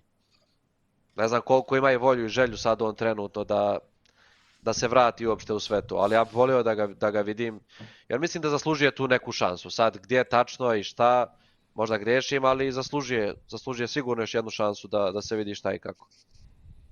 Pa, mislim, poštenost tvoje strane, opet, ja se ne slažem, ali poštenost tvoje strane kao bivšeg saigrača i... mislim, moram i da kad ne mogu ja sad kao opet da, znaš, moram kažem ja šta mislim, ali kažem ti, opet je nekako okej i fair sa tvoje strane kao bivšeg saigrača da opišeš sliku kakav je on bio i šta zaslužuje i šta ne zaslužuje. Drugi smo mi koji gledamo to sa strane i gledamo preko streamova, a drugo je neko ko je zapravo igrao sa njim i neko ko je zapravo igrao s njim i provodio toliko vremena s njim. Nego, gde smo stali? Ajde vidimo. Dovodi nas to do ove godine, 2025. Sve smo što se kaže, izmene, događaje pokrili. 2025. ti uzimaš in-game ulogu, in-game lider ulogu. Kada si se probudio i rekao to je to? To me zanima prvo.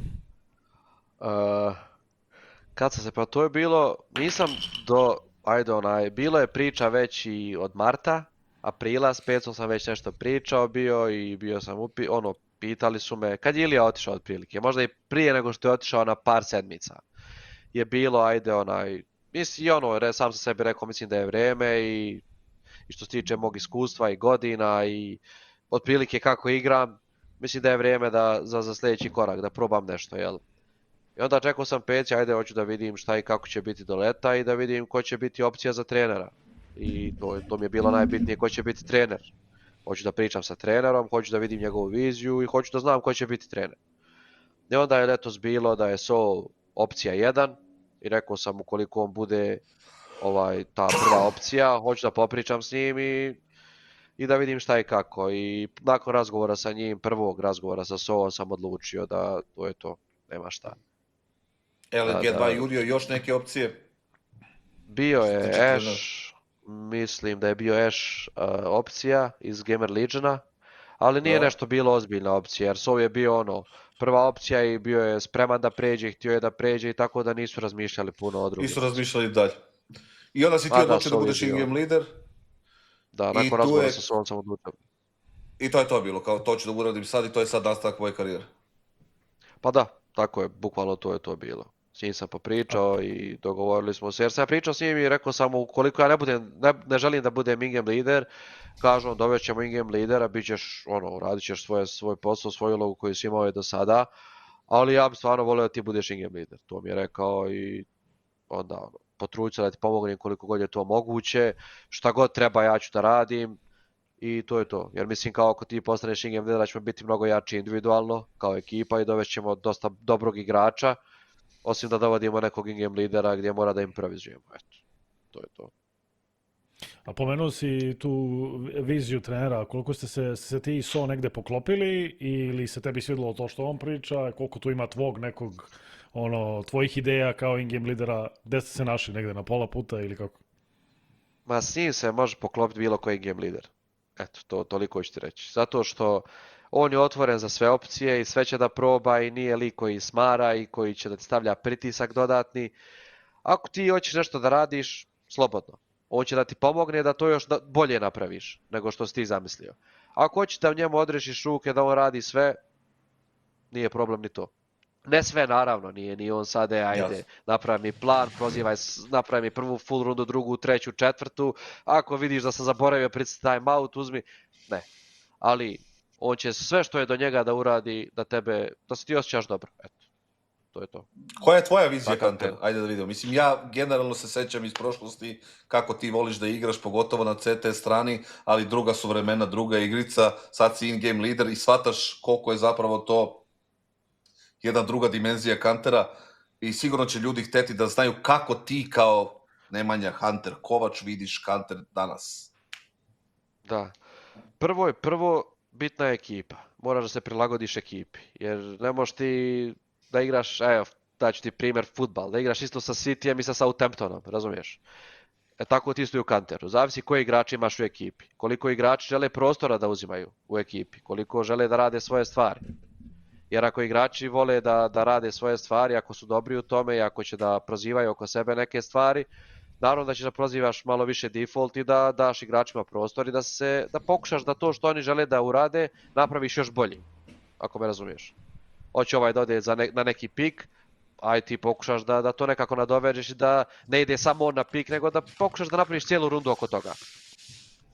Ako igrači vidiš da su malo više povučeni, ako su hoće više da slušaju šta ti hoćeš da prozoveš i da radiš, onda je drugačije, onda treba sistem neki drugi i onda treba malo više strukture. Eto, to je šta ti lično više voliš? Šta ti lično ja više volim strukturu jer je više konsistent. Struktura je više konsistent, jer ako imaš dobru strukturu, onda sve to ostalo će da nadođe. Ako ti kreneš meč ako imaš dobru strukturu ekipe, ako imaš dobre stvari koje možda radiš u bilo kojem trenutku, onda ako povedeš 4, 5, 6, 0, 1, 2, nebitno, onda igrači će dobiti malo više samopouzdanja, onda će te stvari koje oni vole da rade prozivati više i htjeti da rade više. Ali ti ako daš prostor odmah od početka svojim saigračima gdje će oni da prozivaju samo oko sebe, i ako to krene loše, šta protivnici očekuju? On će sad da napade petorica zajedno A ili B. Onda si donji, po mom mišljenju. Ako igraš protiv pametne ekipe. Tako da mislim da je struktura malo više konstantnija, ali ne previše. Tako da mislim da, neki miks... to sam teo da te pitam. Taj deo sam teo da te pitam, pošto sada je, mislim, kao i pred kraj CSGO-a, CS2 je pogotovo individualistička igra postala, tipa da ti širiš, vidio si kako ljudi šire, da ti ne možeš da držiš ugao, ljudi samo swinguju, za snajpera je postalo teško, tačnije sad je malo lakše, prvo je bilo nemoguće igrati snajpera, sad je malo lakše, ljudi šire po svim mapama svuda. Da li je, sad dovodimo do onog pitanja, da li je previše strukture, koji je nivo strukture koji ti treba da uvedeš u tier 1 ekipu da bi struktura bila relevantna na tvoje rezultate, razumeš? Da ne bude previše strukture i da te jednostavno ljudi pregaze, a da ne bude opet premalo, pa da igrate kod divljaci i da se nadaš da će neko da ustane dobro raspoložen. Jeste, mislim, ta struktura, ti kad praviš stvari koje želiš da radiš na serveru, moraš da praviš tako što tu jednu stvar možeš da ponoviš 6 puta sa različitim patternom, kako se reći, zaboravio sam na naš. Da. Razumiješ što ću ti kažem? Dobro, šablon. Da, različit šablon, jer ti ne možeš da radiš jednu taktiku 6 mečeva za redom kao što je bilo ono prije 5-6-7 godina, gdje ljudi nisu imali nikakve antistrat stvari, nego si morao da skidaš demo i da gledaš demo i to je isto također bilo teško. Sad svi uđu na onaj Skybox ili šta god da imaš, pregledaš, brate, to ti je 10 minuta da vidiš taktike i šta su ljudi radili.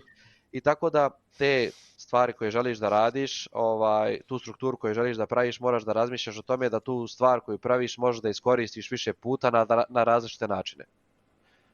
To je poenta te strukture. I naravno da daješ prostore sa svojim igračima, ali da im daš prostor smišljeno.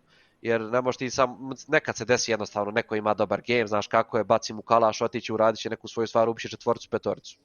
Ali to što je izgleda YOLO ili što prozoveš default i ljudi rade svoje stvari, i to sve mora da se pracuje i vježba. Jer ti moraš da znaš otprilike ako imaš 4x4 šta je dobro, 4x3, 3x4 itd. itd. Jer ti moraš se pomiriš s tim ako ti daš svojim saigračima prostor da igraš 4x5 nekad. Ili da jednostavno runda uzeta i da imaš postavljenu bombu i site prazan. Tako je. To što tiče te strane. Što tiče te strane jednostavno moraš da daješ prostora igračima malo više i da im vjeruješ. To je najbitnije. Jer nekad i ljudi, svoji saigrači, ja tek kad pogledam game, vidim šta su oni radili. U toku gema vidim poginuo jedan, poginuo drugi i ti se iznerviraš. Ali vidiš da oni ništa loše nisu radili, nego jednostavno ili nekima se posrećilo, ili jednostavno su ovi bolji otpucali u datom momentu i to je to.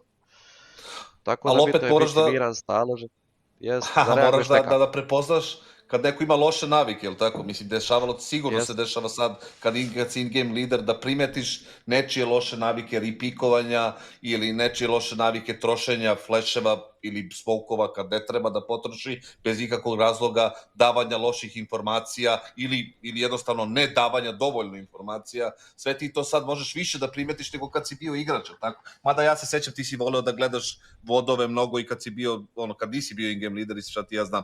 Ali sad, kako je to kod tebe, sad da li shvataš kako je zajebano, ajde mogu da kažem, da ti iskomuniciraš sa igračima to kad ti vidiš da on svesno greši i da svesno troši utility i da svesno ima lošu naviku repikovanja jer to pokupio negde na Faceitu ili šta ti ja znam da je zato što je pobedio neki 37. ekipu tako što je repikao 9 puta pa je probao da repikuje protiv Vitalitija i dobio glavu od Flamesa odmah čim je drugi put se pojavio. Da, jasno. Mislim, bitno je jako da u ekipi nemaš bezobrazne ljude i bezobrazne igrače. To je jako bitno jer kod mene sad u ekipi stvarno niko nije bezobrazan, nikome šta god da kažeš, svi će da prihvate i da pokušaju da poprave za sljedeći put. Ukoliko se ne slažu, neće ti odgovoriti na loš način, nego će ti odgovoriti na dobar način i ti ćeš da mu objasniš zašto si ti sve to vidio, rekao i onda na kraju pokušate da nađete to nešto zajedničko gdje ti igraču nećeš ubiti samopouzdanje i on više nikad neće otići po taj pik koji voli da uradi, nego da mu nekako objasniš kako je na zdrav način da ode po neki pik ili nebitno.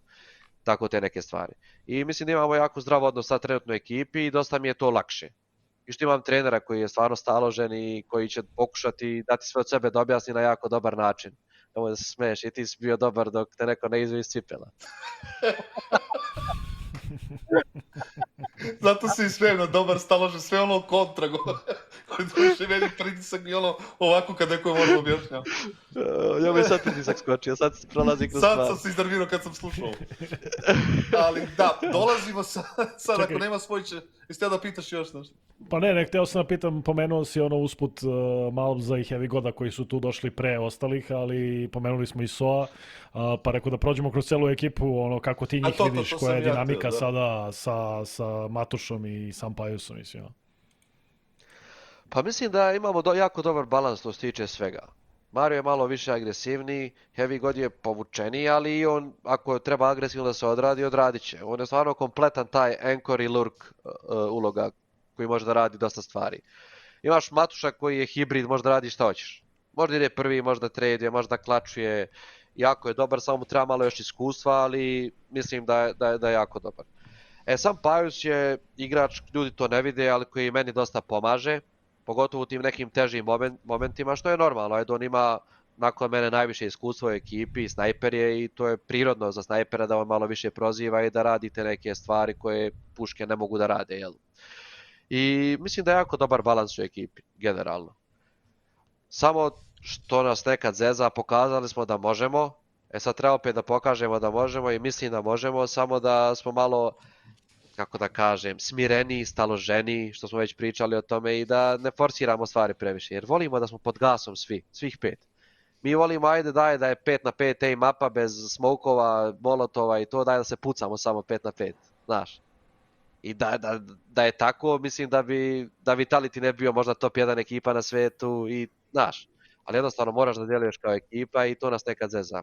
Mora malo više da se podredimo ekipi i da na serveru to pokažemo i da budemo malo staloženiji, smireni i da ne završavamo rundu do minute svako. To je malo što nas zeza. Da, kad se pogađaju šotovi, onda to dobro izgleda. Kad se, Jeste, kad se promašaju, onda izgleda potpuno kontra, da, užasno. Šta sam teo da te pitam? Sad su to što jesu. Iz tog razloga. Izvan ovoga što si upravo rekao, osvojili ste Blast u Londonu, beše, tako jeste u Londonu, gde ste imali finale protiv Vitalitija, jedan od boljih gemova ove godine, ja mislim da je bio taj Best of 5. Tu je nekako. Jedan od boljih gemova. Tu ste dobili Vitality, prva ekipa koja je dobila Vitality u Best of 5 ove godine, u finalu, šta ti ja znam. I tu vam je skočio vam je, da kažeš, rating, popeli ste se visoko na rankingu, osvojili ste turnir kao pre Falconsa, na primer. Dokazali ste da ste konkurentni na tom turniru, tako što ste ga osvojili. Posle toga se desio pad forme. Očigledan pad forme, što se vidi i sad kroz Pro ligu i šta ti ja znam, šta ste igrali posle. Ste igrali beše Fissure, ne mogu da se setim, vi niste igrali Fissure. Jesmo i Fissure, igrali smo, ispali smo od Mongolsa u četvrtfinalu. Jeste, Falconsi su izgubili u polufinalu. Pad forme je bio. Šta se dešava i kako da vratite formu, jer evo, danas je koji 17. novembar, vi igrate Stage 3, ako se ne varam, vama Major počinje, zahvaljujući Aurori, tako, vama Stage počinje 4. decembra. Znači, od danas pa do 4. decembra imate malo više od 2 nedelje. Šta ćete da uradite na tome? Zašto je pod jedan pala forma, to je očigledno, i šta radite na tome da se vratite za Major, da to bude par približno Londonu ili negde da možete da očekujete neki četvrtfinale, polufinale i tako dalje? Pa, prvo, mislim, više je razloga što je pala forma, nikad nije jedan razlog zašto se to dešava. Jedan od razloga je, prvo nova smo ekipa i to je bio taj neki honeymoon period koji smo imali i sve stvari koje smo vježbali do tog trenutka smo iskoristili i ljudi su nas malo posle i pročitali i mogli su da shvate šta ćemo da radimo i nismo imali toliko vremena da se pripremamo i vježbamo između turnira, da dodajemo nove stvari da ubacujemo. To je jedna stvar. Druga stvar, mislim da smo individualno isto također pali. Ja sam također pao individualno. Mislim da je jedino sam Pajus malo podigao formu u poređenju sa tim Blastom i sada. Mislim da smo svi ostali malo pali. Ali eto, nismo igrali taj Hong Kong, što nam je po meni koristilo. U Chengdu desilo se to što se desilo, jer mislim da sam ja igrao da sam bio 100% zdravi, da sam igrao protiv Vitality, mislim da bismo imali šansu. Ne kažem da bismo pobjedili, ali mislim da bi bio meč blizu. Moglo bi da ode i na njihovu i na našu stranu. Jer mislim da Vitality sad u ovom trenutku nije i već je Flames izjavljivao da nisu na tom nivou na kom žele da budu i na kom su bili kroz skoro cijelu godinu. Sad imamo taj odmor, sad stvarno nema no excuse što se kaže, nema izgovora. Imamo odmor, nismo igrali Hong Kong, imat ćemo više odmora u poređenju sa drugima, sutra putujemo na bootcamp gdje ćemo imati da se pripremimo skoro 2 sedmice, vježbali smo još od kuće par dana i pokušat ćemo i daćemo sve od sebe da se pripremimo najbolje moguće i mislim da smo proširili sad za Major taj playbook i mislim da smo ubacili dosta novih stvari i na CT i na te strani. Sad to treba da provježbamo, da malo psihički se smirimo, da budemo staloženiji, da pričamo jedni s drugima, da popravljamo stvari koje mogu da se poprave i to je to. Dobro, imate neki, mislim, cilj je, izvini Svojić, cilj je da se uzme Major, ili tako? Mislim, normalno, to je čime, mislim, teško je postaviti ovo pitanje. Sigurno i organizacija ima neko očekivanje i vi kao igrači imate očekivanje kao ekipa. S čime biste bili zadovoljni, ajde da bude, čime bi ti bio zadovoljan, ajde možda nije, ajde tebe da pitamo, kao in-game lider za ovu prvu sezonu i da se Major završi, jer naravno 2026. će biti upakovana u gomilu turnira, da ne pominjemo 2027. Ti se tek uvati od toga, čekate 3-4 godine još minimum pozicije in-game lidovanja i ko zna gde ćeš ti biti i koju ćeš ekipu imati i kako će se sve ovo razviti. Šta misliš čime ćeš biti zadovoljan na individualnom nivou i kao in-game lider da ovo Major? To me zanima. Da možeš da kažeš, ok, mogu da preživim ovako, zadovoljan sam, sledeća godina će biti još bolje. Ovo će zvučati možda bez veze, ali ovu ekipu ja sad što imam. Ja nikad ekipu bolju nisam imao da igra na stage. To je s drugih igrači, to je smirenost, to je kod imaju iskustva 20 godina igranja na stage, stvarno. U poređenju kad igramo u studiju. Tako da moj prvi i prvenstveni cilj je da se kvalifikujemo za playoff. Da igramo pred publikom. Sad ovam u Chengdu je bilo da se igra pred publikom kao i grupe. Mi nismo dobili nijedan meč da igramo pred publikom, što je katastrofa.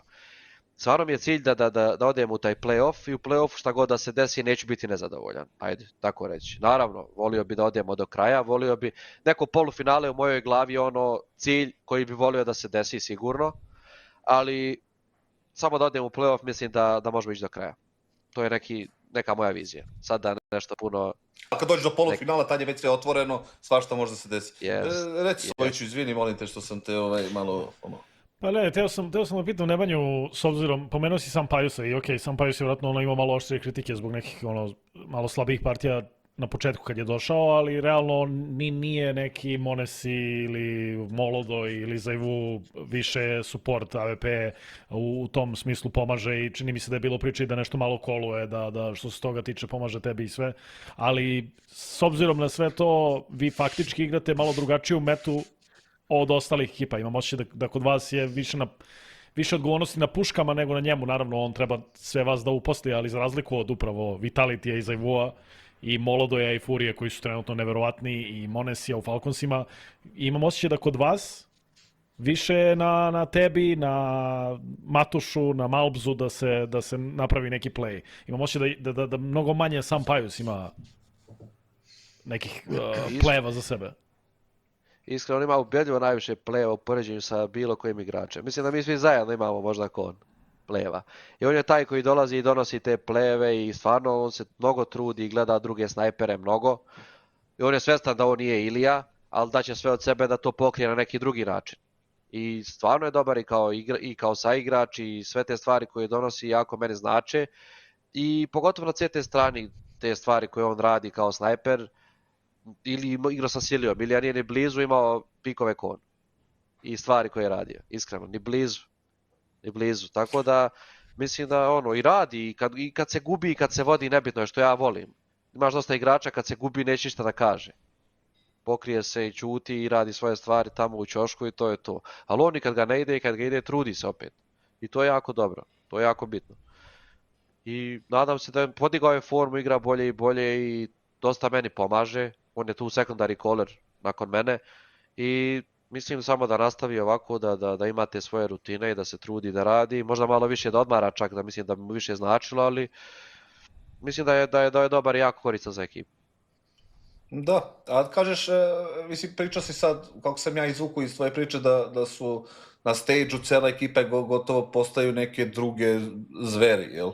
Kad sednu ispred publike, mislim, ti si prvi, dosta voliš publiku i drugačije te nekako energija ti je drugačija kad igraš ispred publike i kad si u studiju. Šta misliš, zbog čega je cela ekipa to i kako radite na tome? Sigurno Luka, kapiram, da pomaže na tome da se nekako, makar neka konsistentnost bude u tim studio gameovima, da se ne bi dolazilo nekih grešaka ili nekih, da ne kažem, failova, ali do nekih katastrofalnih rezultata ili šta ti ja znam. Jel se radi na tome da se podigne nivo u group stage gameovima? Sigurno, radimo na tome i pričamo o tome nakon tog Londona. Smo počeli da pričamo o tome malo više, jer u Londonu drugačije rutine su ljudi radili, drugačiji fokus, drugačiji hype tokom gejma, kad neko uradi nešto dobro ili čak nešto loše, koji je to support prema tom igraču koji uradio nešto dobro ili nešto loše. Tako da to je nešto što nemamo kad igramo u studiju, što je, ajde, normalnije. Nisam ja sad neki in-game lider kao što je Apex, da se kreveljim i da pričam i radim budalaštine. Volio bi da jesam, bar malo više nego što sam sad. Mislim da bi to dosta pomoglo ekipi. Ja radim na tome da koliko toliko tu energiju prenesem na igrače, pozitivnu energiju, i šta god da se desi da budem prvi koji će reći idemo dalje i to je to. Da ne razmišljamo o prethodnim rundama. To je nešto što treba da promenimo. Jer mislim u studiju dok igramo dosta razmišljamo o tim negativnim stvarima i šta se dešavalo u prethodnim rundama. A na stage-u stvarno ljudi zaboravljaju i drugačiji su i drugačiji je hype generalno oko svega toga. I više su ljudi, ne znam, zvuči ludo, ali više su ljudi opušteni na stage-u nego u studiju. Eto.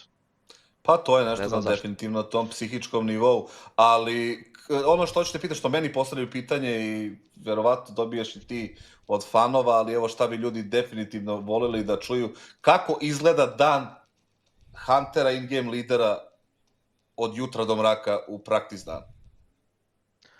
U practice danu, zavisi da li kod kuće ili na bootcampu, ali evo reći za oba, ajde. Kad sam kod kuće, ustajanje 7, doručak, odvedeš dijete u vrtić, vratiš se kući, popiješ kafu, malo s drugim djetetom se izigraš, sedneš na komp možda pola sata prije nego ovih ostalih i onda tu krene prac tipa oko 10 recimo i pracujemo do, nekad je 6, nekad je 7 otprilike.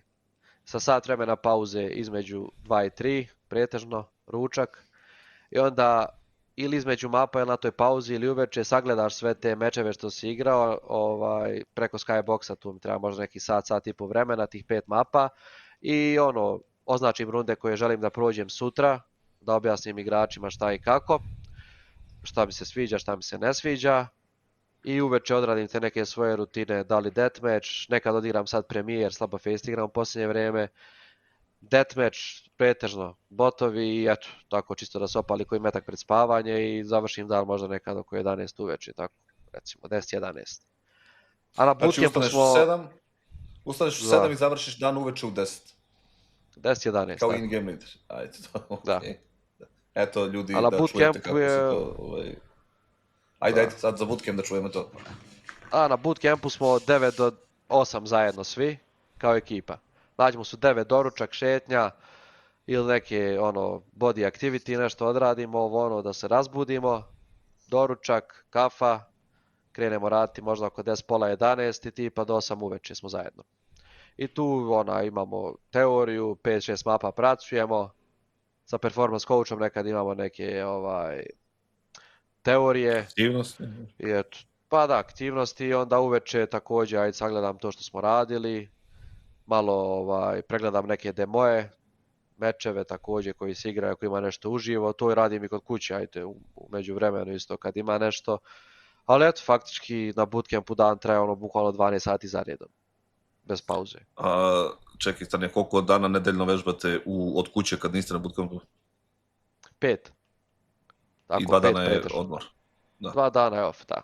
I te off dane koristim što više da provedem sa porodicom, sa djecom, prvenstveno, sa roditeljima, suprugom, i ubacim tipa kad oni odmaraju, spavaju, šta god, u nekih 2-3 sata gdje ja sam malo otpucam, odradim neke stvari, pripremim stvari za sljedeću sedmicu što mislim da treba da popravimo i eto, tako. To je to. Ja ne znam sad, već smo prošli skoro 2 sata, ne znam, jesmo... Pa tu ćemo da nećemo da preterujemo, ali ako si imaš još nešto, ajmo bolje sada nego da propustim. Moram idem za 10-15 minuta, tako da možemo još toliko... Možemo polako i da završavamo. Pa, završavat ćemo lagano, već smo uzeli više vremena nego što smo planirali. Ajde, reci Sojić, sad ćemo. Da, ja sam htio da te vratim in-game, da te pitam što se, kao iz pozicije in-game lidera, trenutni map pool, koja ti mapa najteža kao in-game lideru, gde se najbolje snalaziš, kako ste vi to čini?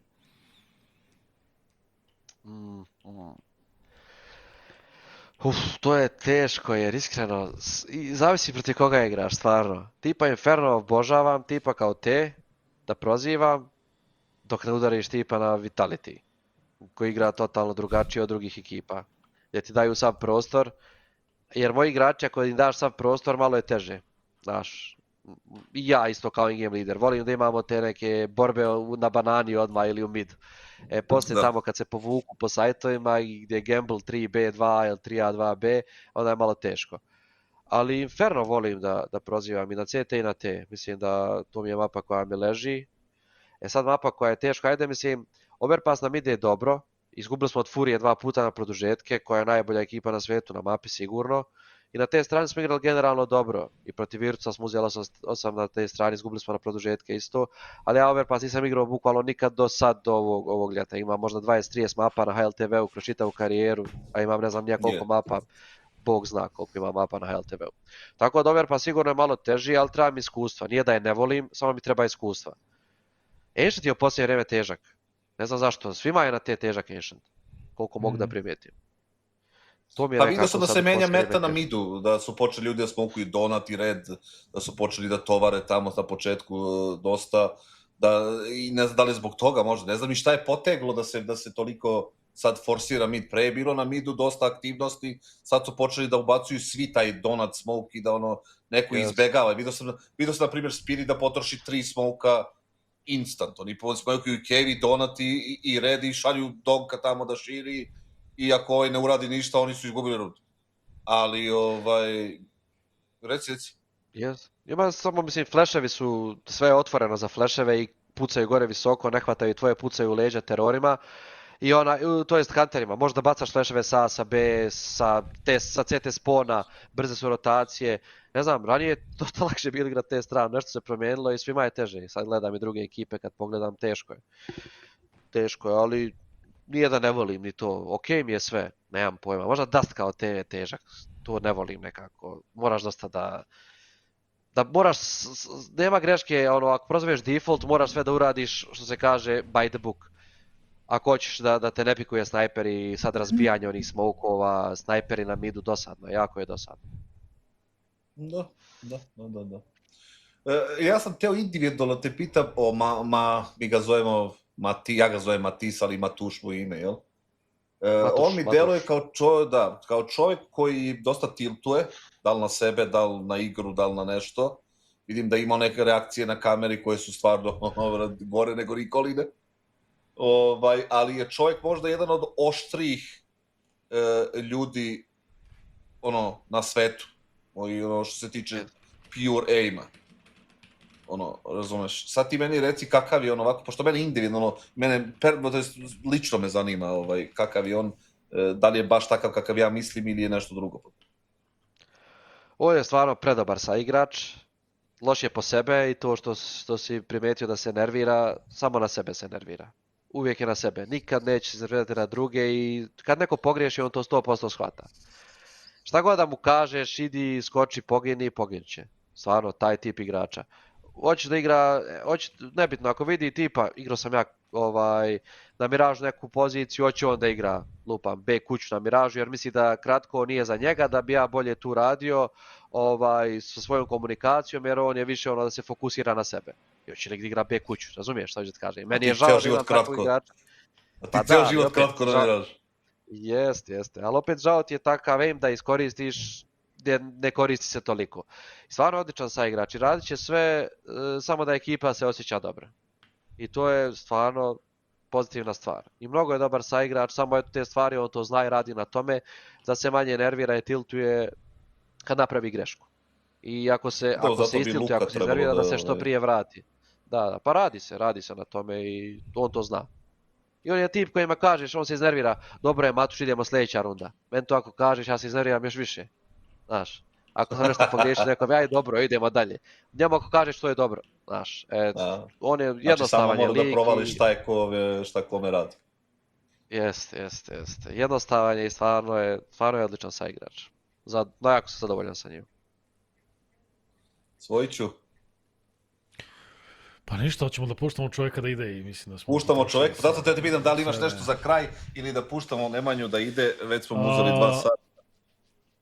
Pa mogu samo da poželim da se pronađe ponovno ta energija, jer ja mislim da sam to pričao i u prenosu i ovako podcastu da je G2 baš bilo zanimljivo gledati. Igra se dinamično, igra se brzo i ta vizija što ti pričaš između tebe i SOA ima smisla. Ok, desi se da dođu te neke lošije runde pa što ti kažeš ističe vreme, ali generalno G2 je bilo uzbudljivo gledati. Posle dugo vremena G2 je bio uzbudljiv za gledanje i nije bilo teško navijati za G2 u smislu sve što igrate, sve što pokušavate da uradite iz runde u rundu ima smisla i ja stvarno mislim da uz neku opet malo bolju formu G2 ozbiljan dark horse za Budimpeštu. Ima potencijala, ali nećemo sada puno nas hvalimo, ajde. Daćemo sve od sebe da... Pa ne, potencijal smo videli, to je očigledno. Da je zanimljivo gledati G2 jeste, pogotovo kad se pogađaju, brate, metkovi, kad idu tamo gde treba da idu. Uz Furiju su najzanimljiviji da se gledaju, to je, brate, tako. Sad, bukvalno vi ste osvojili London, tu ste igrali, tu su se ljudi nahajpovali, posle toga je pala forma, Furija se pojavila, počela da igra interesantno i donela neku dinamiku u kantoru, ne moram gledam fatality u svakom finalu protiv Mausa ili šta ti ja znam. Tu su i Falconsi, dobro, nećemo njima, to je neka druga tema. Nemanja, prvo da ti se zahvalimo što si došao na podcast. Tako je. To je pod jedan. Ljudi će stvarno se oduševiti svime što ti imaš da kažeš jer su tražili. Drugo, srećno na Majoru. Navijaće svi bukvalno za G2 i uvek je to. Treće, naravno, pozdravi ženu, decu i roditelje, meni veoma drage ljude, pošto ih znam 100 godina, tako da i za ljude koji gledaju to sad imate da vidite posle ovog intervjua zašto je Hunter gledan kao jedan od najrespektabilnijih ljudi na našoj sceni, bez ikakvih mrlja, bez ikakvih senki, bez ikakvih, uvek porodičan, uvek spreman da pomogne, uvek spreman da uzme tu neku ulogu koju niko drugi neće i da radi više nego što bilo ko drugi radi i svim ovde želimo, tebi Hunteru želimo puno uspeha, ne samo na Majoru, nego i u budućnosti što se tiče in-game lider uloge i da nam se vratiš ovde za koji mesec pa da vidimo kako je sve prošlo. Hvala vam, meni je bila čast da budem sa vama ovdje da pričam, ja naravno vas poštujem i vi to vrlo dobro znate, s vama sam i počeo otprilike svu ovu priču i drago mi je da možemo da popričamo i da podijelimo naše priče sa ljudima i moju priču i eto, naravno, ako Bog da se opet vidimo, nikakav problem, samo zovite. Eto, to je to.